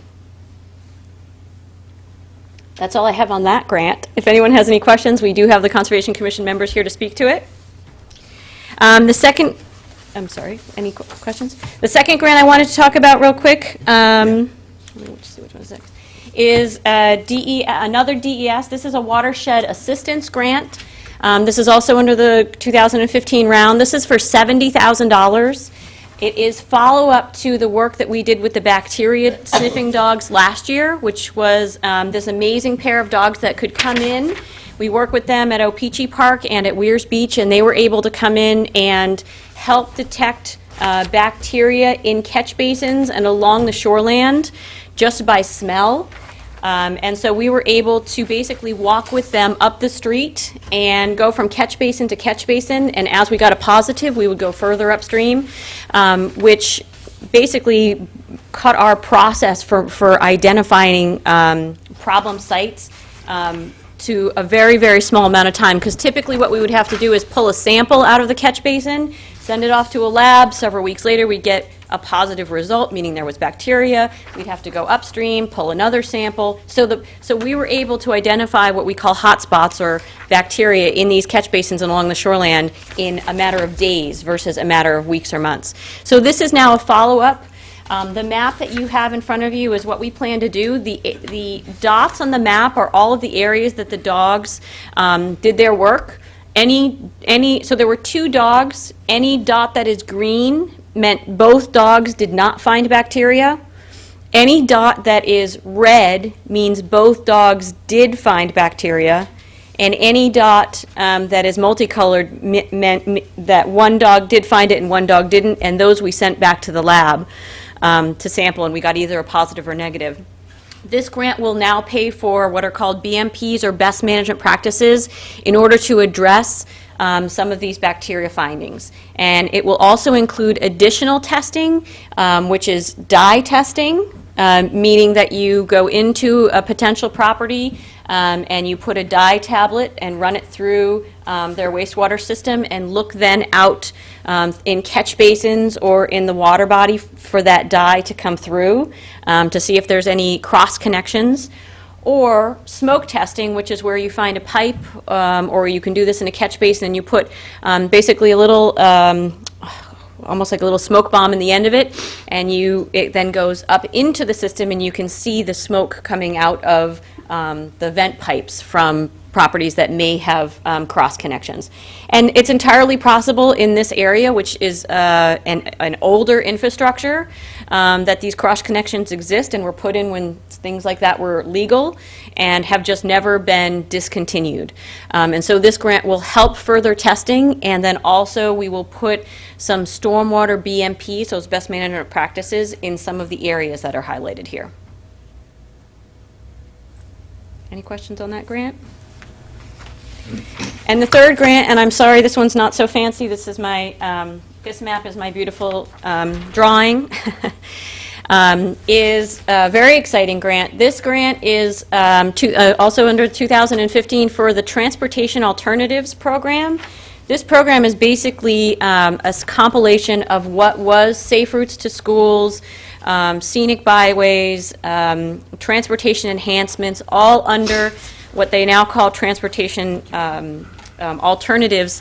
I came to you several months ago and spoke with you about the match funds required for this grant, in which we were very lucky because of existing programming on the Riverwalk and the WOW Trail to be able to provide quite a substantial match because we had these programs already, or these projects already programmed.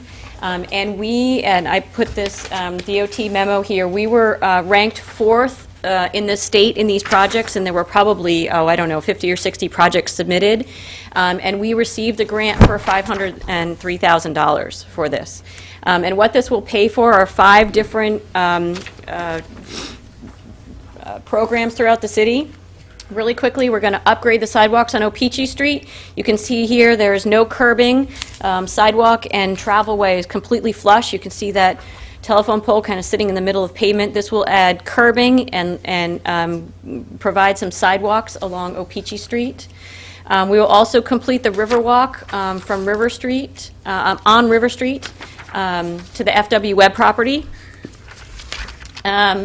We will also upgrade sidewalks on Winter Street, which is a high pedestrian area to the Woodland Heights School. And then Winter Street, and then Stevens Street as well. We will put sidewalks in, which have no sidewalks now. And then at the end of Stevens Street is a walking trail to the Woodland Heights School, and we will provide lighting there. Right now there's no lighting, so late afternoon activities in the winter, the kids are walking at dusk, and this will provide some evening lighting for that. And this is a plan that shows kind of how all those projects connect with existing projects throughout the city, and provides a very good pedestrian network connecting a lot of our South End schools. And that's what I have on grants. Excellent. Is that our last slide? Yes, it is. To bring more good news like that anytime. Okay, any questions on the grants? Good job. Thank you for Okay, your and hard you work. Also wanted to speak to us about the medical marijuana zoning ordinance? I do. And I do not have a PowerPoint presentation on this, but I can walk you through. I know you have Mary's write-up before you. And what I did bring, though, are copies of the zoning map, because I am going to talk about where we are proposing that this medical marijuana be allowed. Sorry. I think for the benefit of the public, just to avoid misunderstandings, is to provide a context as to why this is being proposed. Yep. Because I think Yes, it absolutely. almost seems some of the news stories that have been carried statewide suggest that we're Absolutely, yeah. So I'm going to go back a little bit to July of 2013, where medical marijuana was permitted by the state legislature, and there is enabling legislation laying out exactly kind of what that entails. In November of 2014, then, Health and Human Services put together very extensive rules and regulations about exactly how these medical marijuana facilities should run. And part of that included that they need to meet local zoning ordinances. In December of 2014, the state issued an RFP for applicants for these, what they're calling ATCs, Alternative Treatment Centers, in 4 geographic regions. Our geographic region, I've highlighted here, includes Belknap, Stratford, and Rockingham County. We do not have any proposals at this point in time, but we did recognize that these ATCs did not fit into any of the uses that are called out already in our zoning ordinance on the use chart. And so we realized that we really needed to address this and be ahead of the curve and put this in as a use in our use chart, so that if and whenever we had a proposal, which again, we do not have one on the table at the moment. Well, we and would be importantly, prepared. they have to have a state license before, Absolutely. right? Yep, yep, You can't just come apply. I mean, you've got to get a state license, too. right. So there are 3 pieces to these alternative treatment centers. There's a retail piece of it. There is a food processing piece, because the medical marijuana can be put into foodstuffs, sodas and lollipops and things like that. And then there's a growing piece. And what we have chosen to do is not to separate those and to call this use alternative treatment centers across the board. So and I want to point out too that any ATC that is licensed by the state and is interested needs to come through the site plan process in the city, just like any other business does in the city. And so they would come with a site plan proposal before the planning board and go through the technical review and be reviewed by all the city departments as well, before they were ever approved here. So our proposal basically reiterates a lot of what the state rules and regs were. And we worked with the zoning task force, which is a group of planning board and ZBA members, the representative from the Weirs Action Committee, a representative from the Main Street Initiative, and then a member at large, Steve Weeks Sr. And I've got some members here of the planning board and of the zoning board. I have Suzanne Purley and Warren Hutchins and Hamilton McLean here, who have all worked on this. And we've basically decided that a lot of what we put in this ordinance is the stuff that it was important specifically to Laconia, that we wanted the applicant to know right up front that this was important to us. And what we've done is we've allowed these ATCs in the industrial park, and the airport industrial zones, which on that zoning map in front of you are any of the gray areas. And there are 3 different shades of gray: a light gray, a darker gray, and then a very dark gray.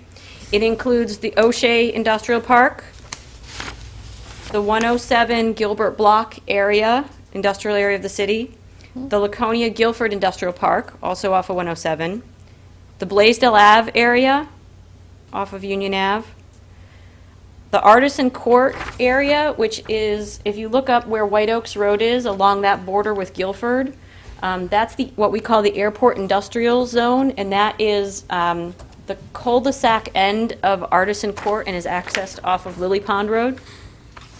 It also includes very small areas that are 1 to 2 lots in size on the Fair Street, Water Street corner near the police station, and on Court Street around the Stratford Oil Company.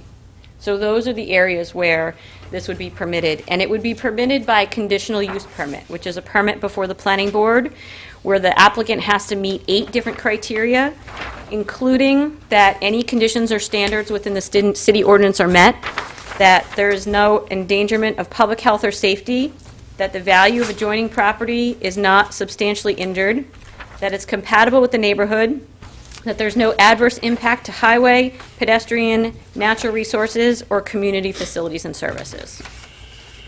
In addition, we added several things after passing this through the planning, the zoning. We passed it through the police department and the fire department as well, which included, we are prohibiting this under any home occupation, which is a provision in our zoning ordinance that allows someone to have a business at their house if they can meet certain criteria, maintain basically the look and feel of a residential structure. That is prohibited.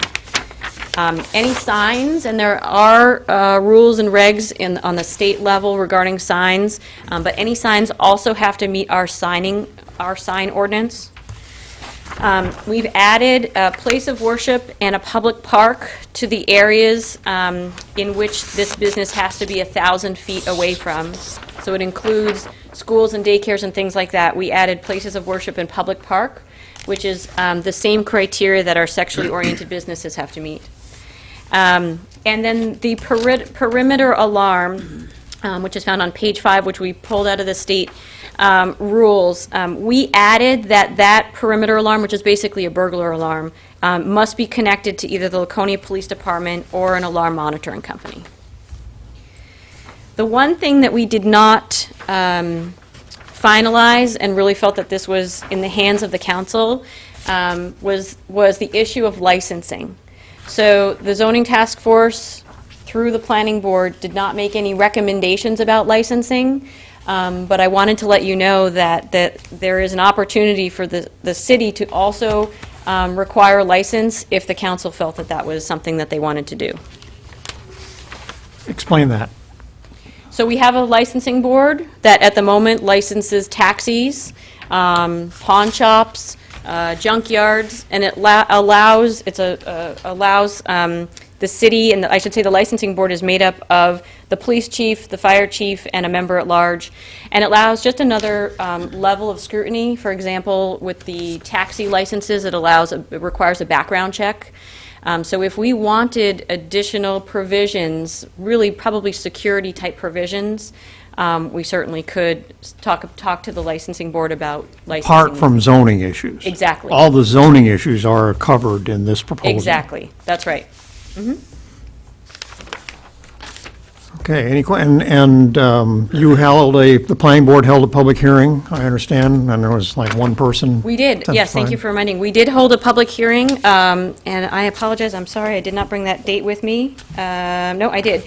We advertised for that at the Laconia Citizen on January 27th. Let's see. And so this was a joint public hearing between the zoning task force and the planning board, and we'd had like maybe 2 or 3 people in the audience, and one person got up to speak and really was just asking questions about the process and we had to refer to them to the state. That was the input that we received. Okay, we're going to discuss this again under new business. Any questions for Ms. Saunders while we have her here? Councilor Lippman? Just in terms of the folks that you identified in the licensing process as being involved, did you informally run anything by them? I talked to them briefly because we have joint meetings with the special events group, and it was really so new to them. I think it was something they needed to think about. They knew it was going through the planning board process. They knew it was going to come to the city council, and I think they wanted to see what the public hearing brought and maybe what the discussion brought. But they are certainly open to it. Councilor Hamel? When the applicant goes to the state for their license, does the state do any background checks on the individuals? They do, and I don't know it off the top of my head. The state process is quite intense as far as background checks and requirements and security and things like that. So if we were looking to do a license, you mentioned background checks, what more could we do that the state hasn't already done? Well, I think I certainly have concerns that there's a lot of programs at the state that are not maybe well-staffed or well-funded, and they may very well be in the beginning, and obviously things happen and budget cuts happen, and so it's just an added layer of protection for anything within Laconia's borders, is the way I see it. Are there does state law set any parameters on what we can do or can't do from a licensing standpoint, once they have a state license? I don't it's not very clear, and it's not very clear in the rules and regs, and I've run this by our legal counsel, and it's not very clear legally because this is a first time, there's no case law, there's not, I mean, even in some of the states that have the medical marijuana, it's brand new and things are still kind of happening. So I've run this ordinance by our legal counsel and she's comfortable with it, but really at this point doesn't have a lot of feedback because there's just not a lot of. I meant specifically on the licensing front, it's hard for me to believe that the state would pass a law licensing people and then leave it to communities to be able to say, well, you may have a state license, but we're not going to give you a local license. I didn't ask about licensing. I really focused on the zoning ordinance aspect. Okay, any other questions? Again, we'll address this again under new business. Thank you. No problem. Thank you. Thank you, Shannon. Yes, absolutely. Okay, we'll move on to mayor's report, and I have one thing quickly that I'd like to bring up tonight, and that is the city's membership on the Lakes Business Park Commission. This is the authority that was set up some years ago to administer jointly the Lakes Business Park Phase 2, which is in Guilford, but developed on land that was owned by the city of Laconia. And the bylaws for that organization that were set up, which we have discovered a copy of, actually, buried with Dead Sea Scrolls, I think. But anyway, we've had the same three members of the, well, I shouldn't say the same three, two of the same three, anyway, members forever. Each community appoints, the governing body of each community appoints 3 members to sit on this commission, a total of 6. And the Guilford has had the same 3 gentlemen on it from the very beginning, and none of whom are officers of any kind in the town of Guilford. And the bylaws specifically do not require that the commissioners who are appointed, and they're not appointed for a specific term, they're sort of appointed to serve at the leisure of the governing body. At any rate, the Laconia has always been represented by members of city council, two members of city council and the mayor. And I did find out from this that the mayor, A, is not required to be a member of the commission, and B, is not required to be the chairman. So somebody lied to me. Oh, you misread it. You misread it. So what has brought this to our attention primarily is that Councilor Bear, Commissioner Bear, who has been a member of this board for a long, long time, ever since she's been on city council, I believe, has resigned. And so that brings to question how we want to treat her replacement. And so the first question I'd like to ask is if there are any current members of city council who have a dying desire to be on this board, and if so, we could appoint you tonight to fill Commissioner Bear's seat, vacancy left by her. And if not, more generally to open the idea that perhaps we should look beyond the council for members of this particular body to appoint. That makes sense. I think I was sort of under the impression that it had to be members of council, but it does not. None of them have to be members of council, as none of the Guilford reps have to be Really? selectmen. That's correct. I must look at the rules. So I'm not hearing any volunteers, so I've already volunteered. So. you already volunteered. So with the consent of the council, we'll begin a search for a member of the public who would be willing to serve on this board. Is that okay with everyone? Okay? Yep. Okay.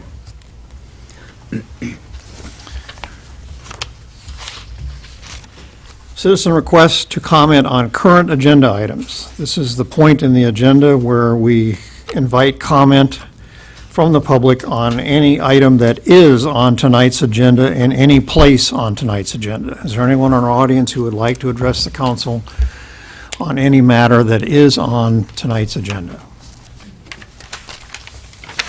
See anybody moving? Okay, we're going to move on to the city manager's report, and we recognize Mr. Myers.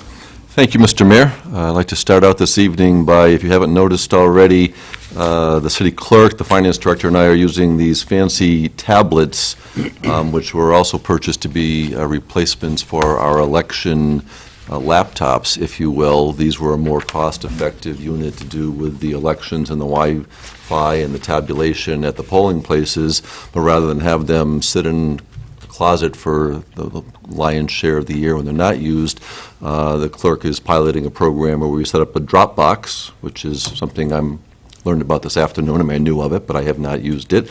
In that Dropbox, she has placed the agenda with all of the attachments on the side in the hopes of going to paperless agendas for council and staff going forward. I know Councilor Bolduc told me he was extremely excited about cutting down on the amount of paper that he was hoping to get. We're just testing them out tonight to see how interaction and going back and forth between documents. It's downloaded. All of the attachments, everything you have in your packet is here, able to Zoom, do whatever. The agendas that we do post online, and they're available to the public as well, when we put the agenda online on Friday afternoon, either has just the basic agenda, or it has links to all of the background material. So any member of the public who went to the city website the Friday afternoon before a Monday meeting and access everything that you have in your packet. So the idea might be that you can review agenda through the link on the website online. When you come to a meeting, you would have this preloaded and everything here. We can certainly talk with you about training. Just to be safe, I do have my paper copy with me tonight, just in case I couldn't handle this, so there might be a little bit of learning curve, but it's something in this age of technology that we're kind of piloting and working through, but certainly would be available to those of you, and that would be kind of the outline for the process. So we don't need anything of you, just thought I would share that as a tidbit tonight. So included in your agenda packets, we do have the projects update, which is kind of gearing up again now that we're heading towards spring and construction season. Oh, I don't know, that sounds hard to believe looking outside. The two big items, one, we are currently put together our general street paving package to go out to bid. I believe that's going to be going out this week. We've identified a mix of roads, again, subject to funding, so we're not committed 100%, but we've identified roads that we think will fit into what we hope to be appropriate budget dollars available, and we've tied it into the pavement management program, which we had a presentation on back in the fall, where we talked about our pavement condition index and how we're really trying to catch roads before they fall too far below a score of 70 out of 100, because that's when we're able to do them, repair them more with a maintenance shim and an overlay rather than doing a reclamation. And just to kind of jog your memory, we were getting probably 2 miles of fair roads, if we catch them before they fall into a poor category, equals about 1 mile of poor roads when we have to reclaim and do a lot more work. So the approach is to try to do a blend of some fair to poor roads before they fall into the real serious or a failure state, and try to allocate the dollars in that mix. We know we've got some truly failed roads, and we need to address those. But at the same time, we're trying to break the cycle of putting all our dollars into true failed roads, bringing them back up to snuff, which then allows more roads in that 70 to 55 range to fall into failure, where it cost us twice as much to fix them. So that's the general approach. You'll be hearing more about it as we go into the budget season. 1.8 million. I think I said something. 1.8 million is what we have identified in streets through that mix of $1 million for reclaim and 800 million for the shim or the maintenance thing that we're going. Again, we're not bound to that. It'll be subject to council approval in the budget, but that's kind of the mix that we're going out with. The other big project that will kick up for Phase 4 is the Main Street Bridge. We held a meeting here a couple of weeks ago with interested parties. Information is up on the website. Local media has access to it as well. Basically, middle of March, probably even around March 10th or so, you'll see some signs going up letting people know that over the next week or 10 days, construction is going to begin. Be looking for some traffic changes. Again, this is the one where Beacon West is closed just at Sawyers, so you're able to access Beacon West down to Water Street to get into the shops and the businesses below that, but you will not be able to continue traveling on Beacon West to cross over the bridge.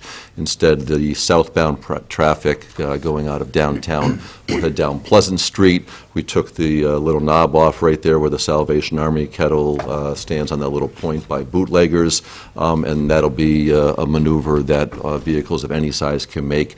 And that one stretch of Main Street along in front of bootleggers down to Sawyer's will be reverse direction during this phase of the project. Again, there'll be plenty of signage. We've assured local businesses and property owners that we'll be very responsive to day-to-day changes as we roll this out. And I think staff really did a good job all the way around through the first phase in communicating. We had some great partnership with some of the businesses downtown who would tweet and share information and put stuff out there as well, so we're hoping to continue that going forward. So there are a couple of other projects in here, but those are the two big projects in that particular report. Now, Scott, could we have a list of the streets that are proposed? Yes, With the idea that they might not all. we've got that internally, but we're really, and we're happy to release that. On but what- paper, please. On paper, we'll give it to you. What we're just hoping to do is wait until the bids come in, because we've kind of done our own calculations as to the cost. Yeah. We want to see if the bids come in line, and then we're more comfortable releasing the streets right now in case the bids come in where they're not going to complete quite as much as we hope to. We don't want to get someone's hopes up too early. But I would say probably a month from now, we'll be happy to release that list, because the bid should be in, and we should be fairly confident as to what's going to happen. Document that I handed out to you tonight in paper that was not part of your packet was a request from the council to kind of give an update on where we stand in the fiscal year 15 budget, which will run through June 30th, and then kind of focus a little bit on, maybe at a 30,000-foot view, what some of the drivers are in the budget that we're in the midst of preparing right now, and we'll have to you basically 4 weeks from tonight. On March 23rd will be when I present the fiscal year 16 budget to you. So a narrative point, and I'm going to go through it kind of quickly, but we're 7 months through the fiscal year with our most recent data. We're almost to the end of January, so in another 10 days or so, we'll have 8 months, so 2/3 of the way through the fiscal year. Overall, the majority of our expenses are tracking where we planned. Most of the City Hall functions, including finance, administration, planning, assessing, IT, are all coming in on track and actually under budget in most cases. We do have a couple of one-time expenses that we've allocated for some capital items or for some outside contracts that maybe haven't been expended yet, but we do anticipate expending those dollars before the fiscal year is ending. The elections budget, if you recall, last year we, with the passing of Executive Councilor Burton, there was one extra special election that was held that wasn't budgeted for when we did it, so the elections budget is slightly over by a couple of $1,000s that will rectify between now and June 30th. But other than that, all the functions here in City Hall are in good shape. Police functions are in line with projections. They did have one significant retirement in terms of not only in the person who retired, but in terms of the accrued leave time that person had on the books. As we've done in the past, it's very challenging for departments to try to absorb a large dollar amount within their operating budget, especially in the police department when we're trying to fund some other positions and be proactive in some of the drug prevention, enforcement, and treatment. So that's where the council had set up a couple years ago a reserve account based on our liability for accrued leave time that we have on the books that isn't funded elsewhere. So in that particular case, we brought to the council, and they did agree to fund half of that out of the leave account, and typically we like to see if the department can find the other half of it within their operating budget. Fire operations are again trending as projected, a little bit under. There are some savings in overtime. There were actually two, what we'll call again, significant retirements that we have not brought a request to the city council yet to be maybe looking to fund half of that out of the accrued leave account and the other half out of the fire budget. But if that does happen, we still have the full expectation, as Chief Erickson had said a couple weeks ago, that there would be a $50,000 to $70,000 remaining in that budget, and if the council desired, could move that into the fire staffing stabilization fund as we move $70,000 there, mostly in overtime savings from last year's budget. So fire is tracking that way. Public Works, a number of components within the Public Works function. The two, one to the good, one to the bad. The one to the bad probably is no surprise, is winter maintenance. 3 three segments of that budget include our equipment and supplies, salt and sand, plow blades, that type of stuff. The second component is overtime, and the third is outside contractors who handle some of the parking lots and snow removal when our crews can't get to everything. Those three functions combined were $406,000 in the budget. We have exceeded that. I haven't done a tally to date. We'll have the February numbers for you in a couple of weeks, but I think through January, we had $60,000 to $70,000 remaining at that point, and we've certainly had a couple of significant events, so I have no doubt that we're through that budget at this point. We will continue to maintain the roads and kind of square up the budgets before June 30th, depending how the overall picture shakes out. Where we are to the good is in our solid waste budget. The estimates that we've made have come in a little bit over, and they're tied to the amount of tonnage that we're picking up and transferring from the transfer station down to Pennacook, and then we pay by the ton to incinerate at the Wheelabrator incinerator down there. Those are coming in favorably versus what we had estimated, and I would see that probably somewhere in the $75,000 ballpark to have remaining in the solid waste fund at the end of the year. That may be one area that we want to look at and say, let's move some of the solid waste savings to cover the overage and the winter maintenance, as opposed to tapping the reserve account if we have other options. I wouldn't want to recommend that we pull money out of a paving or street repairs to cover winter maintenance, but if we have it excess in solid waste, that might be an approach that we take. So just putting that out for you now. Our property liability account is trending under. This was the final year of the premium holiday, which is where through the Secretary of State's office, some of the risk pools that serve municipalities in the state returned some additional dollars that they were holding in reserve for unforeseen circumstances. So that was a dollar amount we didn't have when the budget was adopted. It came in, and therefore we had what they call a premium holiday. Basically, we used a credit that was in our account as opposed to paying the first couple of invoices of the year. So that one will come in, and we can certainly talk about if we want to do anything with that unanticipated excess dollars there between now and June 30th as well. Recreation facilities are all in line. The three properties that are within that budget for maintenance are the community center, the police station, and City Hall. Obviously, a very cold winter, so we're monitoring some of the heating bills and stuff right now, but overall, I think we're in a decent shape with those. Our revenues are almost all in positive direction. Motor vehicles continue to be strong and ahead of projections. There's a good likelihood that we'll be looking to raise the amount of motor vehicle revenue estimates that we place into next year's budget. Our rooms and meals tax, highway block grants, licensing, permitting, which maybe tend to go in with building permits and those types of things, are showing decent strength. Part of it's a sign of the economy. The highway block grants, a portion of the gas tax that was approved last year, of the $30 million it was set to raise across the state. 12% of the funds for street and road repairs were to be returned to the local level, and those come in the form of the highway block grants. So we're seeing a small uptick there. And rooms and meals, again, have stabilized and started increasing slightly over the past few years as the economy has strengthened and more people are staying in hotels, motels, cottages, and going out to eat. So we will continue to see, I think, strengthening. It won't be gangbusters in those two categories, but they'll be solid. Interest income, we still have not hit our projection for this year as interest rates remain historically low, and our parking violation income is falling a little short. So that's kind of a snapshot as to where we are heading towards the end of this fiscal year. Counselor Lippman. With respect to the school budget and the amount that we got from the state, can you refresh my memory on how we played that through? Yes, the school department tied into the new formula for adequacy, and the timing has changed a little bit. So what's happening at the Department of Revenue Administration, DRA, is they're trying to use the most current data for granting communities adequacy, so it's relevant to the school year coming up.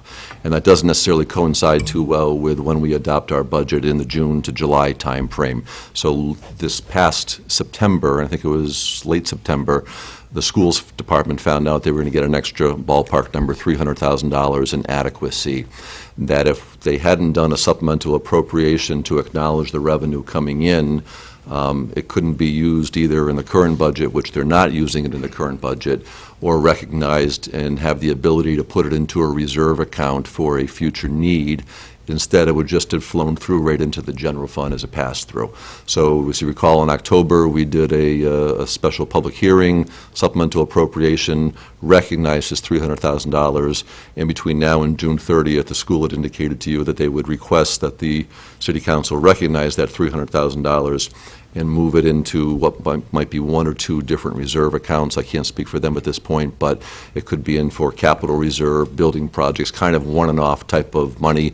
There's a special education account that's set up that is funded with, I think it's about $180,000, $162,000 is the number. So one of those one and off. They did not use it within the operating budget for current expenses, and I think the council was supportive of that approach. So you'll be seeing the schools with that request before the end of June 30th. So none of that is part of our expected positive upside? No, this is strictly municipal side. So the bottom paragraph, that my expectation is that we will have $700,000 of department savings, as well as some of our revenues coming in over projections that we anticipate having several $100,000 flowing back into the undesignated general fund balance at the end of June 30th.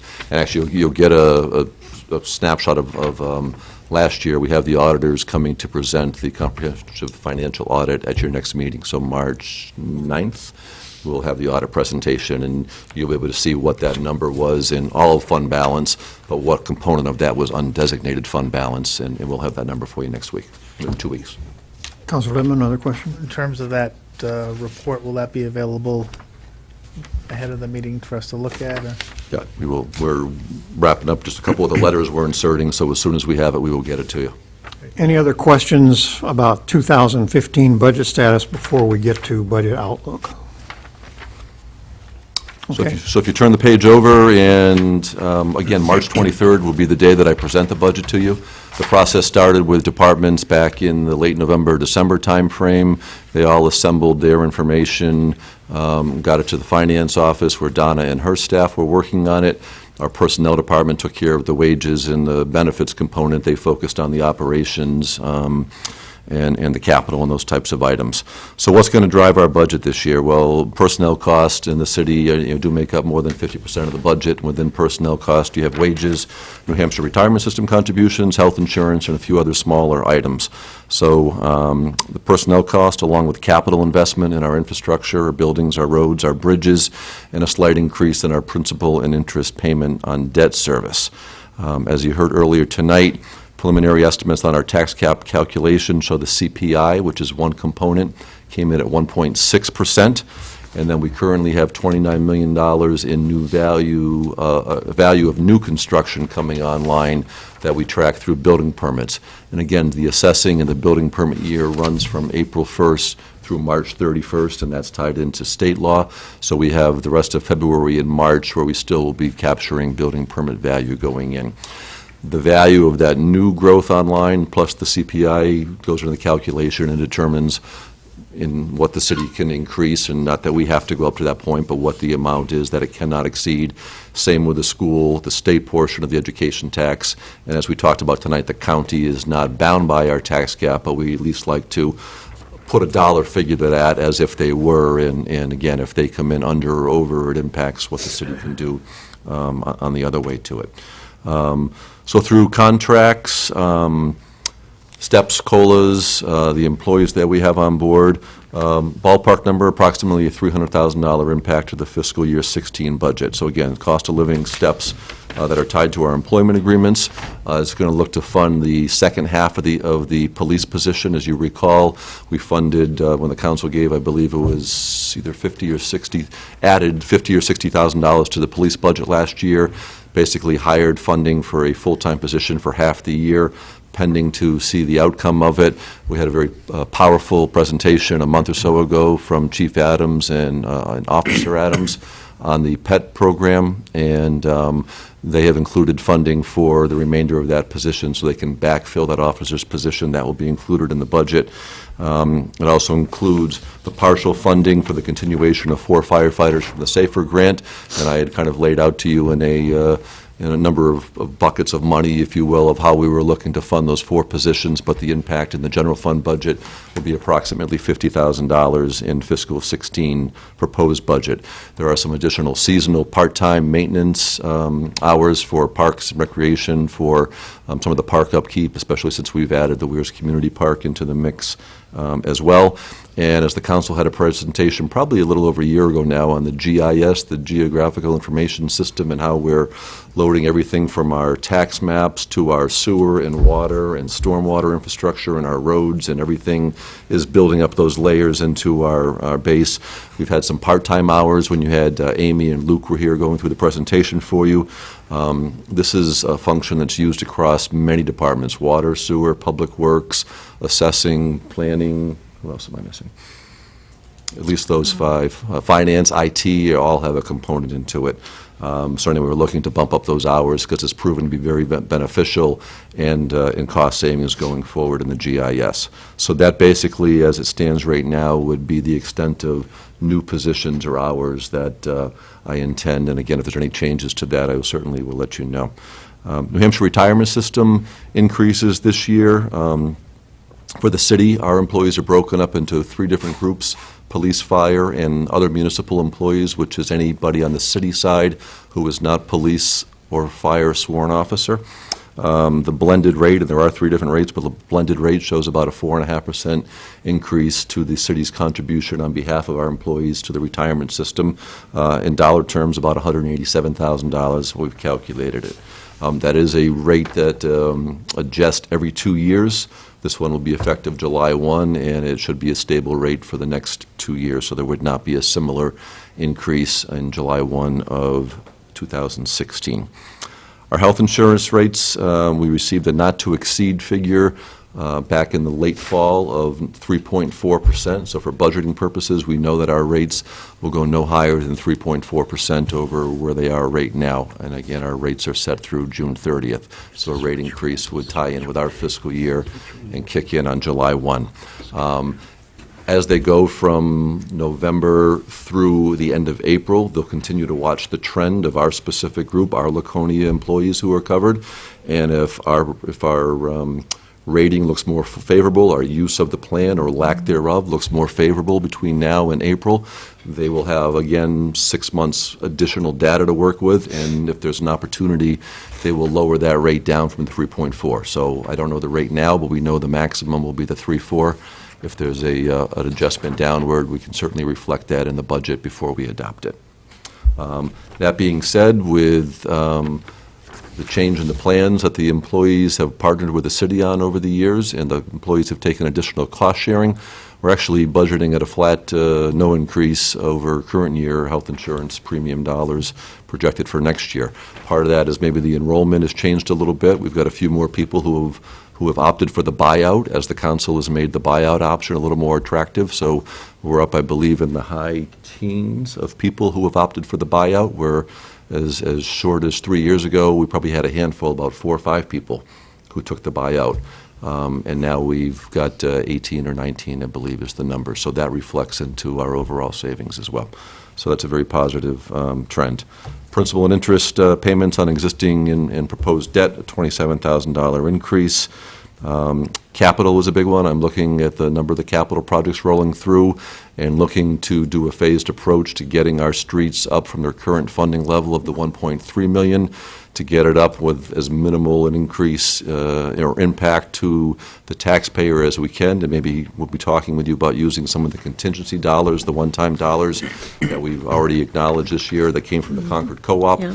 Put those into a capital, but I'll be giving you a stepped approach that has minimal impact. We'd like to get our streets up from 1.3 to 1.8 million, but overall about a $400,000 increase is a ballpark number on capital. That's some larger projects, streets being the big one, and then some smaller things, drainage, sidewalks, there's some vehicles that go out of the internal service fund, drainage improvements, retaining walls, those types of things. A question, Councilor Lippman? So, sort of stirring this little pot up here, and if the amount, if we use the full tax cap amount of $500,000, what do you think this nets out to be? Because the 300,000 in wages and 400,000 in roads is 700,000 versus 500,000. Correct. So the There's- one of there's the- some- I know there's some other things Yep. there. So if you let me, I'll get to that in 1 second, on the revenue component, because again, the tax cap deals with dollars that can be raised by property taxes. So the other change that probably is going to come in the budget is we'll recognize the savings I already identified in the solid waste budget, and I think the parallel shift over there into bumping up our snow winter maintenance budget would be the same. So you probably see some changes out of solid waste into winter maintenance, but that would be a wash. So the next bullet point, non-property tax revenues will show some moderate increases. Again, I think probably right now conservatively, we can be looking at $100,000 to $125,000 increase in our motor vehicle registration projections next year based on the trend that we're at right now. So that's a component where, again, as Councilor Lippman said, wages at 300, capital at 400, and that's 700,000. If we can only use 500,000, how are we going to get there? So I believe that we're going to see that continue to strengthen, and that's a number that can be adjusted upward. There'll be some minor increases in a few of the other ones I listed, but nothing significant. We're hopeful that boat registrations can continue to grow as they have the last couple of years and get back toward the level they were a couple of years ago. People can register their boats right here in City Hall, and you don't have to be a Laconia resident to register your boat, or anybody can use it as it. We don't have the Concord Co-op money coming. There are some other one-time smaller items that were within this year's budget, such as the master plan money, which between putting some money away for 2 years and some grants, doesn't need to be funded. Not a big amount, but it's $20,000 there. So there's some smaller pockets of money that is what I'll be working on over the next 4 weeks to put this package together. And just one clarification, when we talked about the 3.3% number, and I heard a couple councilors say, we're not interested in raising people's property taxes 3.3%. Neither am I. Realistically, if we were to use the full-blown impact of the tax cap, it's the CPI figure, the 1.6, is really what the inflation, what someone who's an existing property owner and an existing tax bill on average could see an increase. The other component comes from that new construction value coming online, which means either it's a new building that never was generated a tax bill before, or somebody's added some value to the property and they're going to pay more. So the 3.3 is what those two pieces together equate in what could be new spending. That doesn't mean I'm talking about a 3.3% increase to the average property owner. So I just wanted to be clear with that. And it's fully within the council's purview to come in any number, and I'm not even telling you right now that I'm going to come in at the maximum tax cap amount. It's still a work in progress. Councilor Lippman? If I recall the formula correctly, though, it's the new value comes on at the time they pull the permit, not necessarily the time that they pay the tax. Correct. So could be a lag there that we have to be aware of. And that's something that we're working on. But for instance, the Walmart project pulled their permit 2 years ago, probably more than 2 years ago. That money was in the pipeline 2 years ago. We actually lost a little bit of value on that parcel because of the demo. And in the next assessing period, it was less of a structure than it was. This April 1st would be the first full year that the new square footage and the new value of Walmart comes in. So Councilor Lippman was correct. Building permit value in the current year is definitely not all going to be on the tax roll by April 1. But we have that same carryover from a year or 2 years ago that now comes into the pipeline. We'll look at it and watch the trends and see if the numbers are out of sync with each other. But there's always kind of that carryover into the queue that we think kind of smooths out some of the spiking over time. So that's just one example of a property that pulled a permit 2 years ago will just be hitting the tax rolls with the increase in value this year. And that was a significant project. So that's kind of it at that 30,000-foot view of where staff and I are thinking of what's driving it, and you'll get the big book. We haven't chosen the color of the cover yet this year, but a big finance like those hot colors, yellows, greens, pinks, oranges. Questions? Councilor Lippman?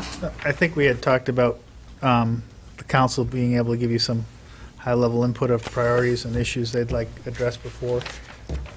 You get to present whatever budget you feel is appropriate, but in terms of just getting some feedback ahead of time so that when it comes time to department review and things like that, that you're not hearing it for the first time. when we do Absolutely. that. So That's scheduled to be on the agenda at our next meeting. Okay, good. And we can either do it informally. I know in past, councilors have come and chatted with me about the budget and what it looks like, and happy to do it informally, and it will be on the March 9th agenda just for a general, and I certainly, if there's 7 votes here who don't want to see me do A, I'm not going to beat my head against the wall and do A, and, because that's fully within the scope of your responsibilities, is fine-tuning that budget and making changes where the majority of you see fit, and adopting a budget that represents your wishes. So happy to work with you on that. Any other questions? I'm good. You're good? Thank you. Okay, you bet, thank you. We'll move on to new business. Our first order of new business tonight Oh, you skipped over liaison's report. is the proposed ordinance. Take me a second to find the... Do it at council comment. Okay, what we have is tonight, before us tonight, having to do with the earlier presentation from Ms. Saunders, is the proposed ordinance that's come to us from the Planning Board to amend Chapter 235 zoning, having to do with the implementation of Section 235-42K, alternate treatment centers, medical marijuana dispensaries. So we're being asked to approve this tonight, and I would simply start by asking the council if you have a desire to discuss this prior to getting a motion on the floor. I don't hear anybody saying it, so a motion would be in order to move the passage of this ordinance as presented tonight by title only and to waive a reading of the entire ordinance. So moved. That was Councilor Hamel. Made a motion to waive reading of the entire ordinance, seconded by Councilor Bolduc. Any discussion of waiving reading of the entire ordinance? All those in favor, please raise a hand. Vote is 6-0. That motion is approved. So now what would be in order would be a motion to adopt the ordinance amendment to Chapter 235 zoning as presented. I move that we adopt the ordinance, Section 235-42K, to capture the regulation of alternative treatment centers, medical marijuana dispensaries. Motion has been made by Councilor Bounds. Is there a second? Councilor Doyle seconds the motion. All right, we are now open for discussion about the final adoption of this ordinance. Any discussion? Well, I think, Councilor Lippman. I think appreciate the planning board thinking about this issue before it's presented to us with no guidance to regulate it. So I think that, again, just to make sure the public's aware of this, is if we don't have a regulation on the books, it's more difficult for us to deal with it. So I think in that context, this is the right thing to do so that we can shape if we're approached with a project, not that we're trying to promote a project to necessarily be here. Councilor Hamel. The ordinance, does it include the licensing part for the city? No, this does is only not. zoning. Okay. That's another We could matter. bring the licensing matter up ourselves at a future date That's if we another chose matter, to go that direction, but this talks about only zoning. Councilor Lippman. Yeah, I guess the only other issue is whether, I know the planning board had a public hearing with no significant, whether we would want to take it under advisement for one meeting and give the public a chance if there's any additional comment to hear, or whether we want to go forward with it. We can hold our own public hearing. We're not required to because a public hearing was held by the planning board. Correct, but to give a chance for any constituents that may not have picked up on the planning board activity to be able to have a chance to. Councilor Bounds. Well, I've always been a proponent that you don't bypass the public hearing portion at this level, even if the planning board has had a hearing on it. I will tell you that I think there was an anticipation at the joint meeting of the task force and the planning board on February 11th, I think it was, that there would be a lot of controversy, and there was not. But I'm going to stick to my view that just because the planning board has a hearing doesn't mean we should bypass the process. It's not that expensive. And even if nobody participates, at least we've given them the opportunity to do so. Okay, any other discussion? The motion on the floor is to adopt the ordinance tonight as presented. Any other discussion? Ready to vote? I think Councilor Lippman. I'd offer an amendment if I could that we adopt it subject to at least an informational session at the next meeting, as Councilor Bounds suggested, just to make sure there's no. Well, we would have to table this motion, I think. No, I can accept the amendment, can I? I made the motion. But what's the amendment? The amendment is that we would adopt it, I don't know what the right technical term is. If you have the motion to adopt, I think the proper motion would be to table this and refer it to the March 9th meeting and schedule the public hearing during the regular council session, and then place it Yeah, on we the couldn't agenda presume afterwards. that we're going to vote yes after the public hearing, I think is what. But I think it's, the motion was made, but motion to table can be a part of that motion. You don't have to vote on See that. how inexperienced I am? I made the motion and I didn't know what I was doing. So a motion to table would be in order. If that passes, then a motion could be made to schedule a public hearing on March 9th. Councilor Hamel.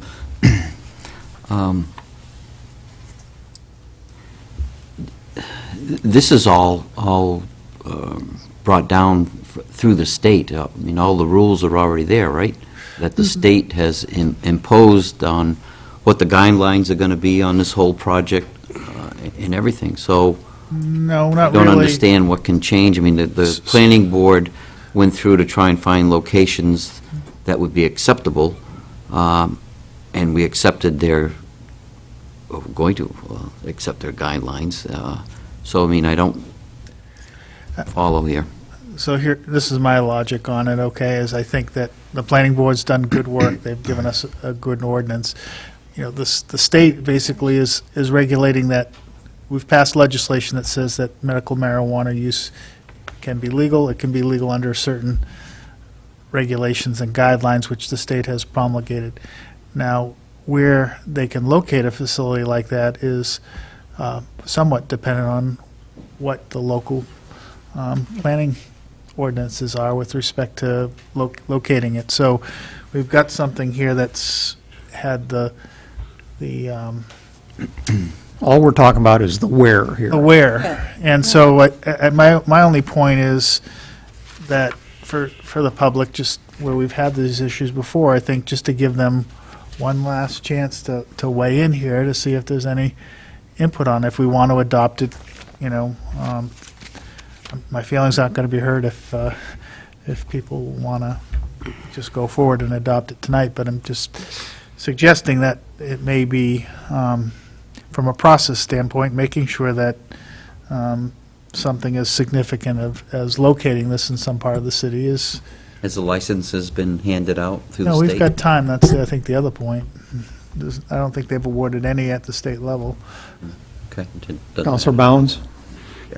Well, I agree with Councilor Lippman, but the guts of the ordinance was really taken from the state regulations, but there are some changes that the task force made with respect to this, and Shauna explained those changes when she put this together, but the changes weren't significant, but they really were crafted towards the city. So I didn't want that to be overlooked based upon your comments. If you want a public meeting, I don't have a problem with that. Another 2 weeks, then it's... Okay, we have, so you make a motion to table? I guess it would be. You have to withdraw your motion, don't you? I can withdraw my motion, or you can make a motion to table. Motion to table. Okay, we have a motion to table this matter until March 9th, made by Counselor Lippman, seconded by Counselor Bounds. Yep. Okay, motion is on the floor to table this matter until March 9th. That's all we're voting on right now. And we'll talk about the hearing in a minute if this passes. All those in favor of tabling tonight, please raise a hand. 2, 3. All those opposed to tabling tonight. So the vote is 5 in favor, 1 against. The motion is tabled. Now a motion would be in order to schedule a public hearing. So moved. Counselor Bounds moves to schedule a public hearing on this ordinance at the next council meeting, which would be March 9th, seconded by Counselor Bolduc. Any discussion of scheduling a public hearing for March 9th? All those in favor, please raise a hand. All those opposed? We're doing that at the regular scheduled time. Did you vote? She's thinking. I didn't see your hand, one way or the other. No, I'm opposed. You're opposed. All right. 5 votes in favor of scheduling a public hearing on March 9th, 1 vote opposed, motion carries, and this matter will be taken up at our next meeting. Second thing on the agenda tonight under new business is a request to declare city-owned property on 21 Elm Street, map 367, block 71, lot 26/1, as surplus property. I want to recognize the city manager to explain process to us here, or for a second, please. Okay, thank you, Mr. Mayor. So the requirement when we receive an offer for a city-owned parcel that we have not gone through the process of declaring it surplus, and the council hasn't, is that you hold a public hearing. You've met that requirement tonight to hold a public hearing for receiving public input on declaring the parcel as surplus. So from here, if you are certainly able to take action tonight on that narrow focus and have a discussion and a vote on whether or not to declare this surplus. You could also table this tonight and tie it into a larger discussion on, if you were to vote to declare it surplus, how would you want to approach it going forward? So that's an option available to you. You can vote and declare it as surplus tonight. It would not have you giving up any of the rights as a legislative body from selling this in the future or not selling this in the future, from doing any kind of a subdivision, whether you went out and did the full process or just within the intent of conversation. You know, the intent of the council is to subdivide the parcel and only sell this approximate area subject to final, surveying. It could be done that way. You can lay out ground rules for how you think you might want to approach the sale of this property, if that's where you want to go with it. And at the end of the day, the council has the right to accept or reject any and all offers. I mean, obviously you can only accept one offer, but you have the right to reject any and all offers going forward. So you don't lose anything tonight by taking one step. You can certainly just acknowledge you've had it and refer it to the next meeting as well and continue the conversation there on a bigger scale. So what you're accentuating here is that this is an independent step that's not dependent on any other step or any further action, or what action that would be. This would be a totally independent action. Right. Councilor Lippman. Two questions. The first one is, I think it was representative from Irwin's, who, was it Mrs. McKenna? Yes. Raised the issue with respect to 21 Elm Street being the land and the building. It certainly is the intent for it to be both. I think she's correct, there are 2 property cards. I believe that one was the 10 public parking spaces component of it, and the other one relates to the land and the building separate from the 10 public, but we will certainly verify that. But the intent was for land and building to be declared surplus, yes. And then I guess my second question, as I think about it, is more of a statement than a question, but I'll put it in the form of a question.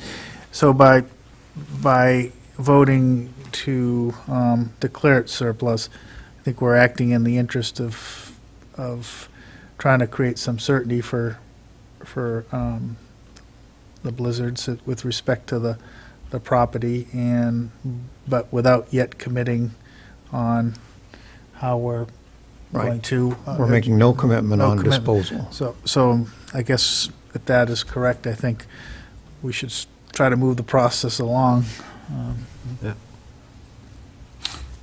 Any other discussion before we get a motion on the floor? Yes. Counselor Bounce. I have several concerns, and I understand that we're not discussing tonight whether we're going to subdivide it and sell a portion of the property, how we're going to do it at public sale, or how the sale is going to occur. My concern is this: if we commit the entire parcel, the land and buildings, without discussing subdivision, and I'm still not certain of this, but if we commit the entire parcel, where does that leave us down the road in terms of retaking that? Can we declare it a surplus and then say, well, no, the building with enough parking places to accommodate the zoning needs, and the planning board needs it, that we can separate that out, and we can maintain ownership of that strip of land? Can we do that if we commit to declaring this entire parcel as surplus tonight? My answer to you is yes, you can. And let me give you a different example, is you're declaring the entire property as surplus, but nothing says you need to sell either any of it or any portion of it. You've got the right to do it, just as you could say in moving forward to sell some portion of it. Under the terms of the agreement, the city would require that an investment in infrastructure not to be below $200,000 needs to occur on the property within the next X number of years. So that's more prevalent in maybe vacant land, where if you wanted to see a structure go and potentially jobs, and as opposed to somebody land banking. But there are certainly any number of stipulations you could put going forward, including the city is only looking to sell 80% of it and retain 20% going forward. What if we decided we didn't want to sell it, but we wanted to lease it? Absolutely within your rights. Just as long as we're keeping all of that discussion Keeps on the all table. of our options open. All you're doing is taking a required step that if you were to sell it, this is a vote that would need to be taken somewhere along the way, but you do not give up any Okay. of your rights, or you're not committed to anything. I just want to have a full, unvetted discussion about this. Counselor Littman. Counselor Counselor Hamlin. Hamlin. Just a question on the building. If it is sold, whichever way, it happens or whatever, can we have stipulation on the building and its use?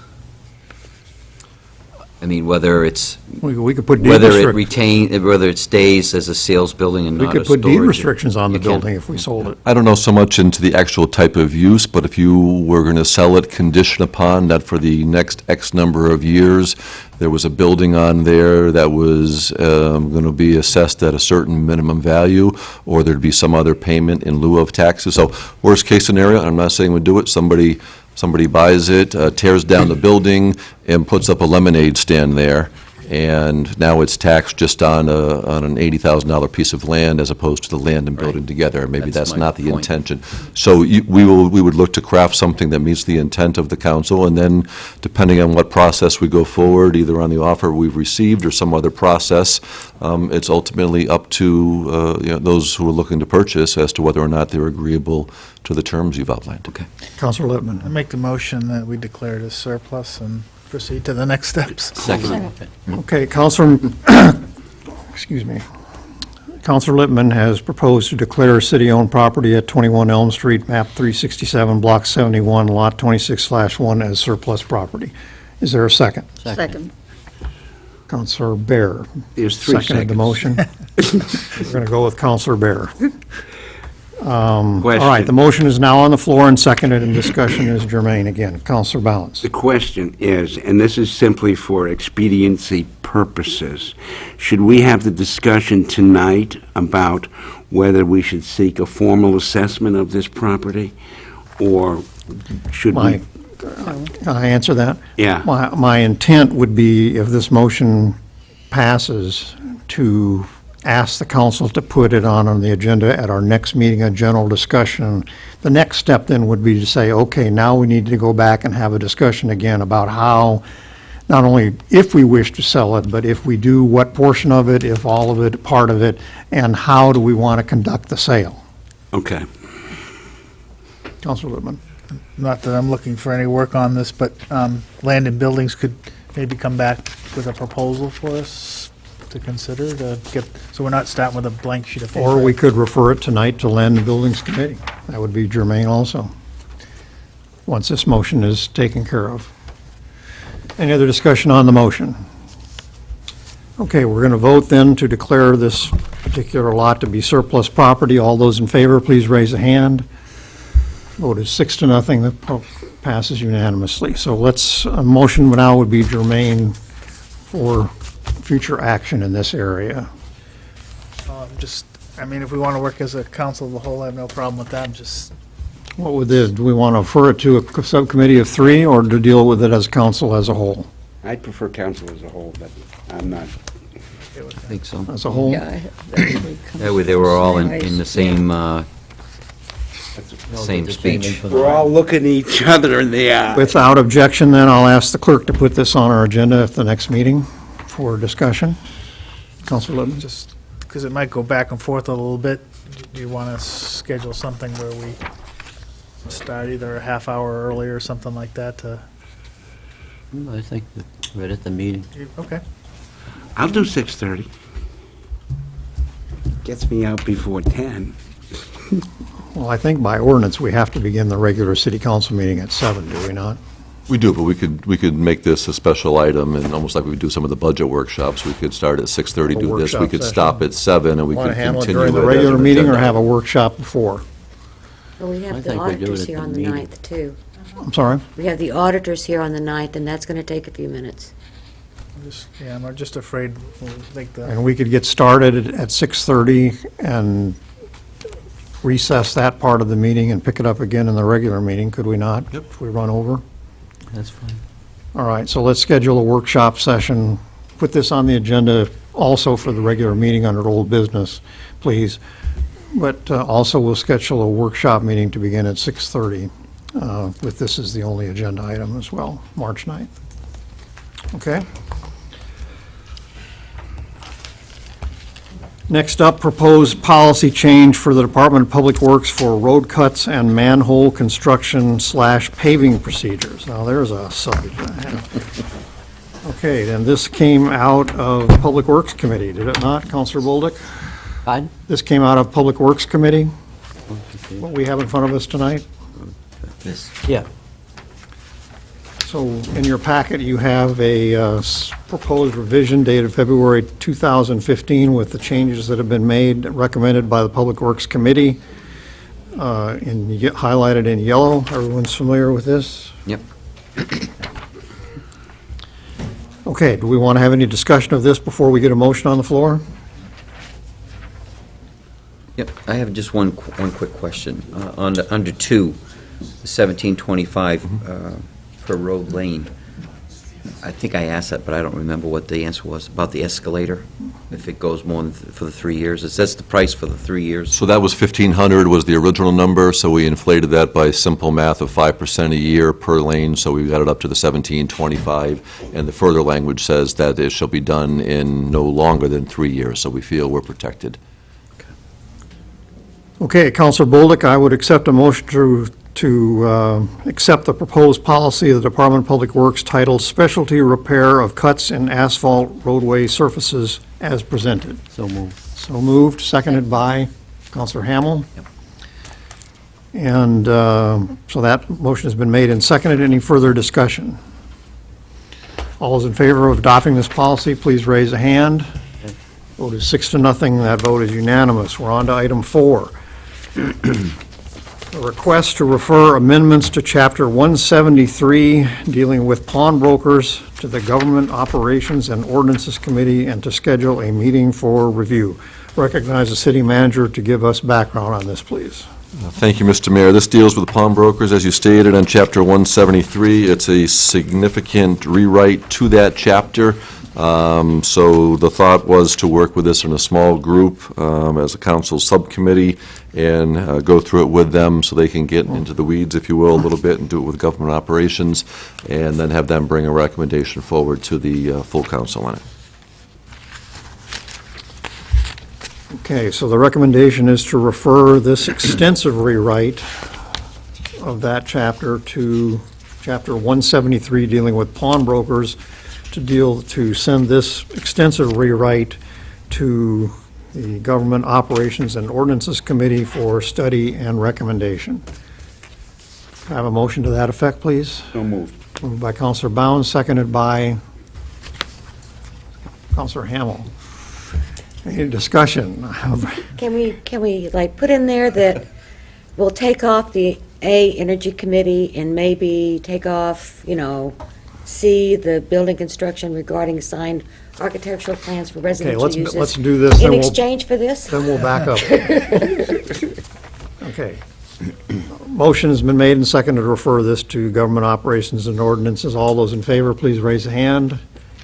Vote is 6-0. That motion is adopted. Counselor Doyle, did you have?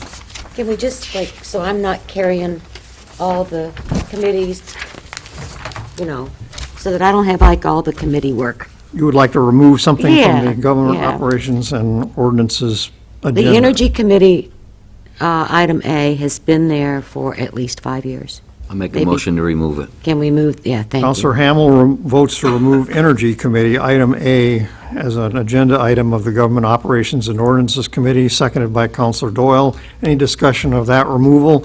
All those in favor, please raise a hand. Aye. Vote is 6-0, and it is removed. And wasn't the vending and licensing fees, aren't those have been done too? So can we make a motion to remove those, Counselor Doyle please? moves to remove item B, vending and licensing fees, seconded by Counselor Bullock. Any discussion? All those in favor say aye. Aye. Any opposed? That is removed. Okay, I feel better now, thank you. You feeling better I now? feel much better now.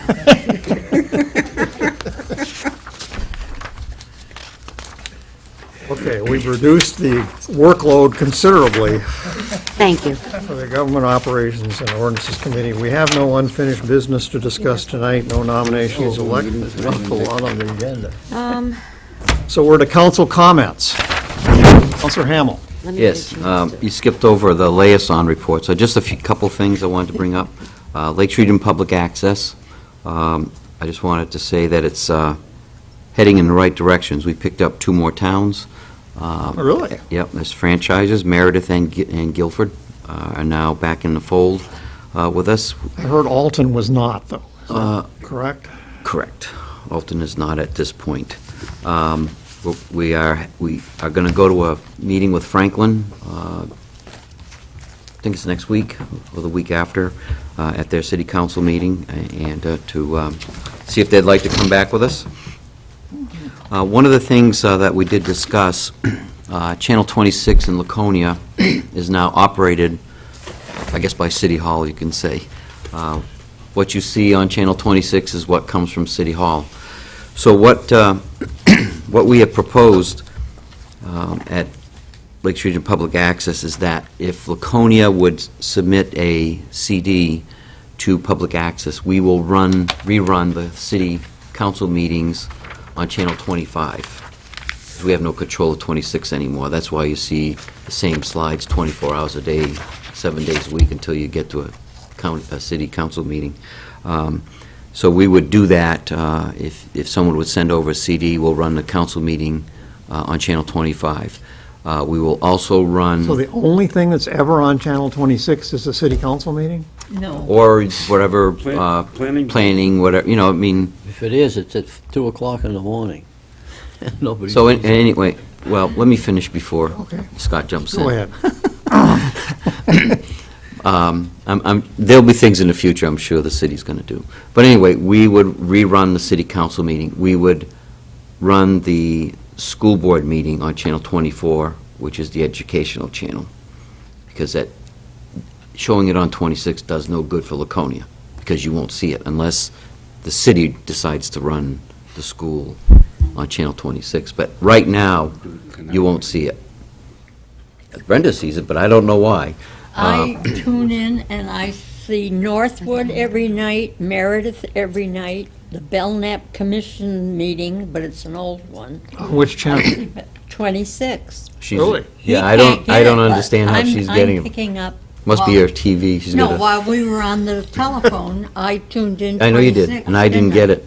Yeah. And I was getting all the old. You have a special antenna, don't you? Yeah, she's- but she's there's probably- some I don't get. She's probably tapped into MetroCast just down the road, you know? Yeah. She was running a line across the street there. But anyway, we would do the school board on 24, the city council on 25. There's something else I was going to say. You interrupted me and I lost my train of thought, and that's my senior citizen moment. The county commission meetings. We are working on a deal with them to record all their meetings, their county commission meetings and delegation meetings. There again, it would do no good for Laconia because you won't see 26 unless the city decides to run it. So we would put that on Channel 25 also, because it would be our group that's going to video this. So that's where we are with that. Quick thing about the fire station. Obviously, the snow and cold weather is interfere with progress a little bit, but according to expectations, the footing should be starting to go in this week. If you notice, the fence went up finally. We have a meeting of the Land and Building Committee on March 6th at 4, I believe, at the fire station to review the what's going on over there. And there's also a meeting on Tuesday at 2:30, I think. It's either 2 or 2:30. Somewhere around there for the building group. So that's all I have. Unless, Scott probably wants to talk about that. I think Mr. Myers wants to Yeah, have some he wants to input. weigh in on that. Station manager, 26. Station manager, it was Channel 26. It was our intent to go forward, and Laconia was going to control Channel 26. That happened a whole lot quicker than we anticipated. So it was all of a sudden, we were live, and it was ours. So right now, it is very limited, and I agree. When it's not running a live meeting, it's just replaying some pictures. We've got several staff people who've had a crash course in training to be able to do the scrolling blackboards and put up Laconia-specific messages on a number of fronts that we're going to coordinate, so you'll be seeing a lot of that very soon. We will also be able to rebroadcast our meeting, so this meeting that goes live will be in a regular scheduled slot. It'll just come on, it'll break into the slideshow, PowerPoint, Blackboard, whatever we're calling it, presentation at predetermined times. And I'm just making these up, but it might be Tuesday at 6, and then Wednesday at noon, and Thursday at midnight, so we can run it at random times, predetermined times of day, but vary them on different shifts for those who may be night owls or early birds or whatever. Planning board, our intent is to start broadcasting that live and doing that. We can certainly get a DVD of the school and put the school into the mix and do that. It probably makes sense for the county, where it is a county, to run on Channel 25, but it is a government function, so we could use that on our Channel 26. So that is the intent, is to develop more content and do more replays. It's just a crash course on Where is doing the mission control? right here and in the basement, and what we're actually hoping to do is on some of the slides that are already done and some of the PDFs that go into Laconia links, we're hopeful that those are translatable to get into some of these things that'll be on the scrolling blackboard. We're learning the software, but it's kind of neat, so you can put a sunset date to it. So if it's come see the parade on Sunday, July 4th, on Monday, July 5th, that slide drops out of the queue, so you don't turn the TV on and see something that's 3 weeks old and irrelevant. So we're going to, little patience, we will get there.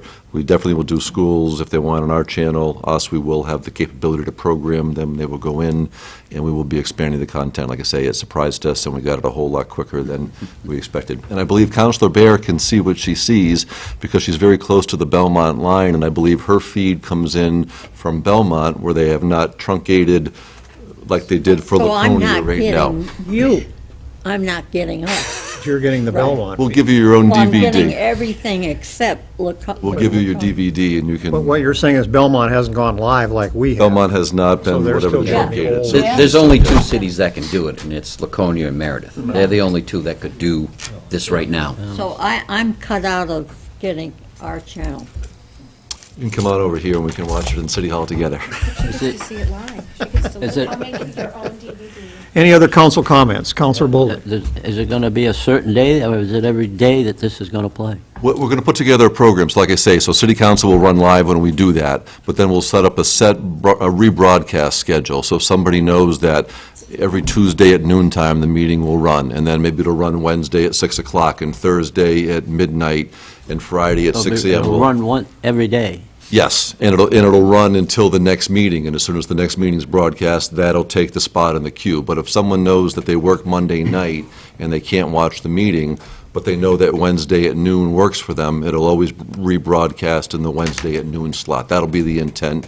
We'll put planning board into a scheduled school board, so we'll have 4 different types of meetings, or 3 right out of the gate, that'll rebroadcast at predetermined times. So it won't just be random, you turn it on and wonder if it's going to be there. We'll print a schedule, and people will know when they can catch the rebroadcast.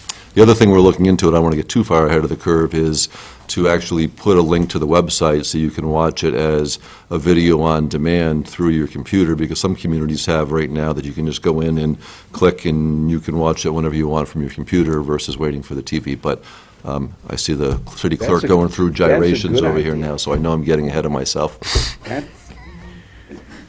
Other council comments? I move we adjourn. Counselor Second. Bolduc moves for adjournment, seconded by Counselor Doyle. All those in favor say aye. Aye. Any opposed? Meeting's adjourned. Did you have something? Will the sound be improved? Will the sound be improved? When they broadcast the